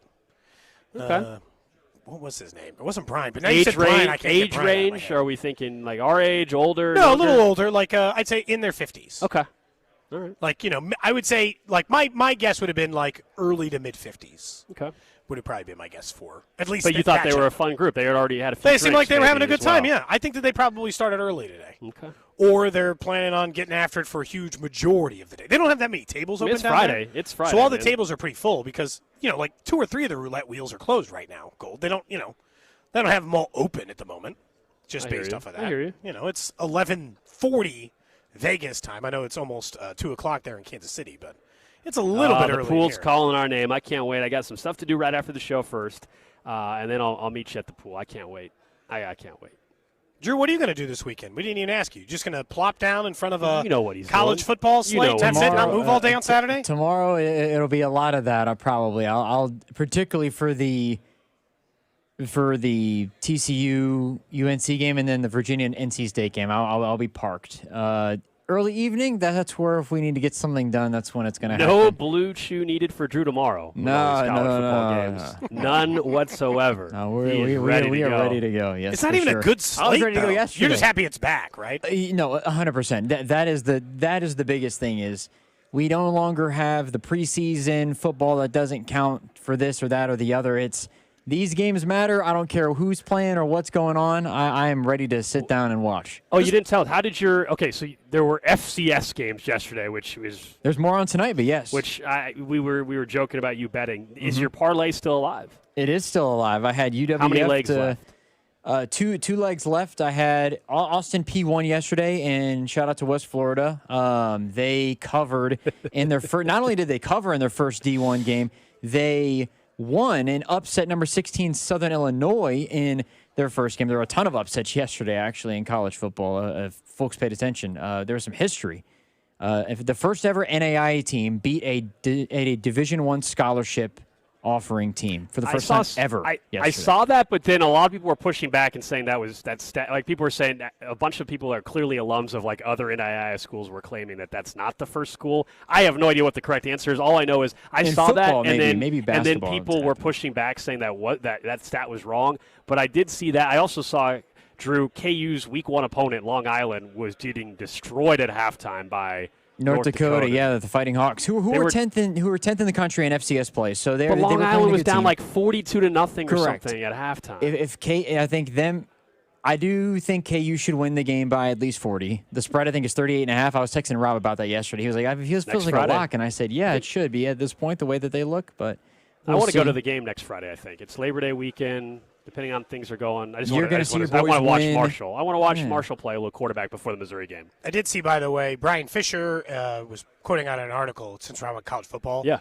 It is official. As the 2026 college football season prepares to kick off, Missouri Athletics will recognize the 1960 Missouri football team as national champions, honoring one of the most accomplished teams in program history. Well, yeah, it's because the decision follows, obviously, Senator Eric Schmidt introducing the resolution to give them that end. They say they will honor the 1960 team as national champions during their halftime, September 19th, when they play Troy at Memorial Stadium. You know what? Good for Missouri. I'm interested to see if they'll put a banner up or what they'll do exactly. That's lame, man. Putting out a banner, that's lame. I'm assuming that in some way, shape, or form they might have something planned regarding that because, college teams do that stuff. It was 86 years ago, and nobody thought they were national champions then.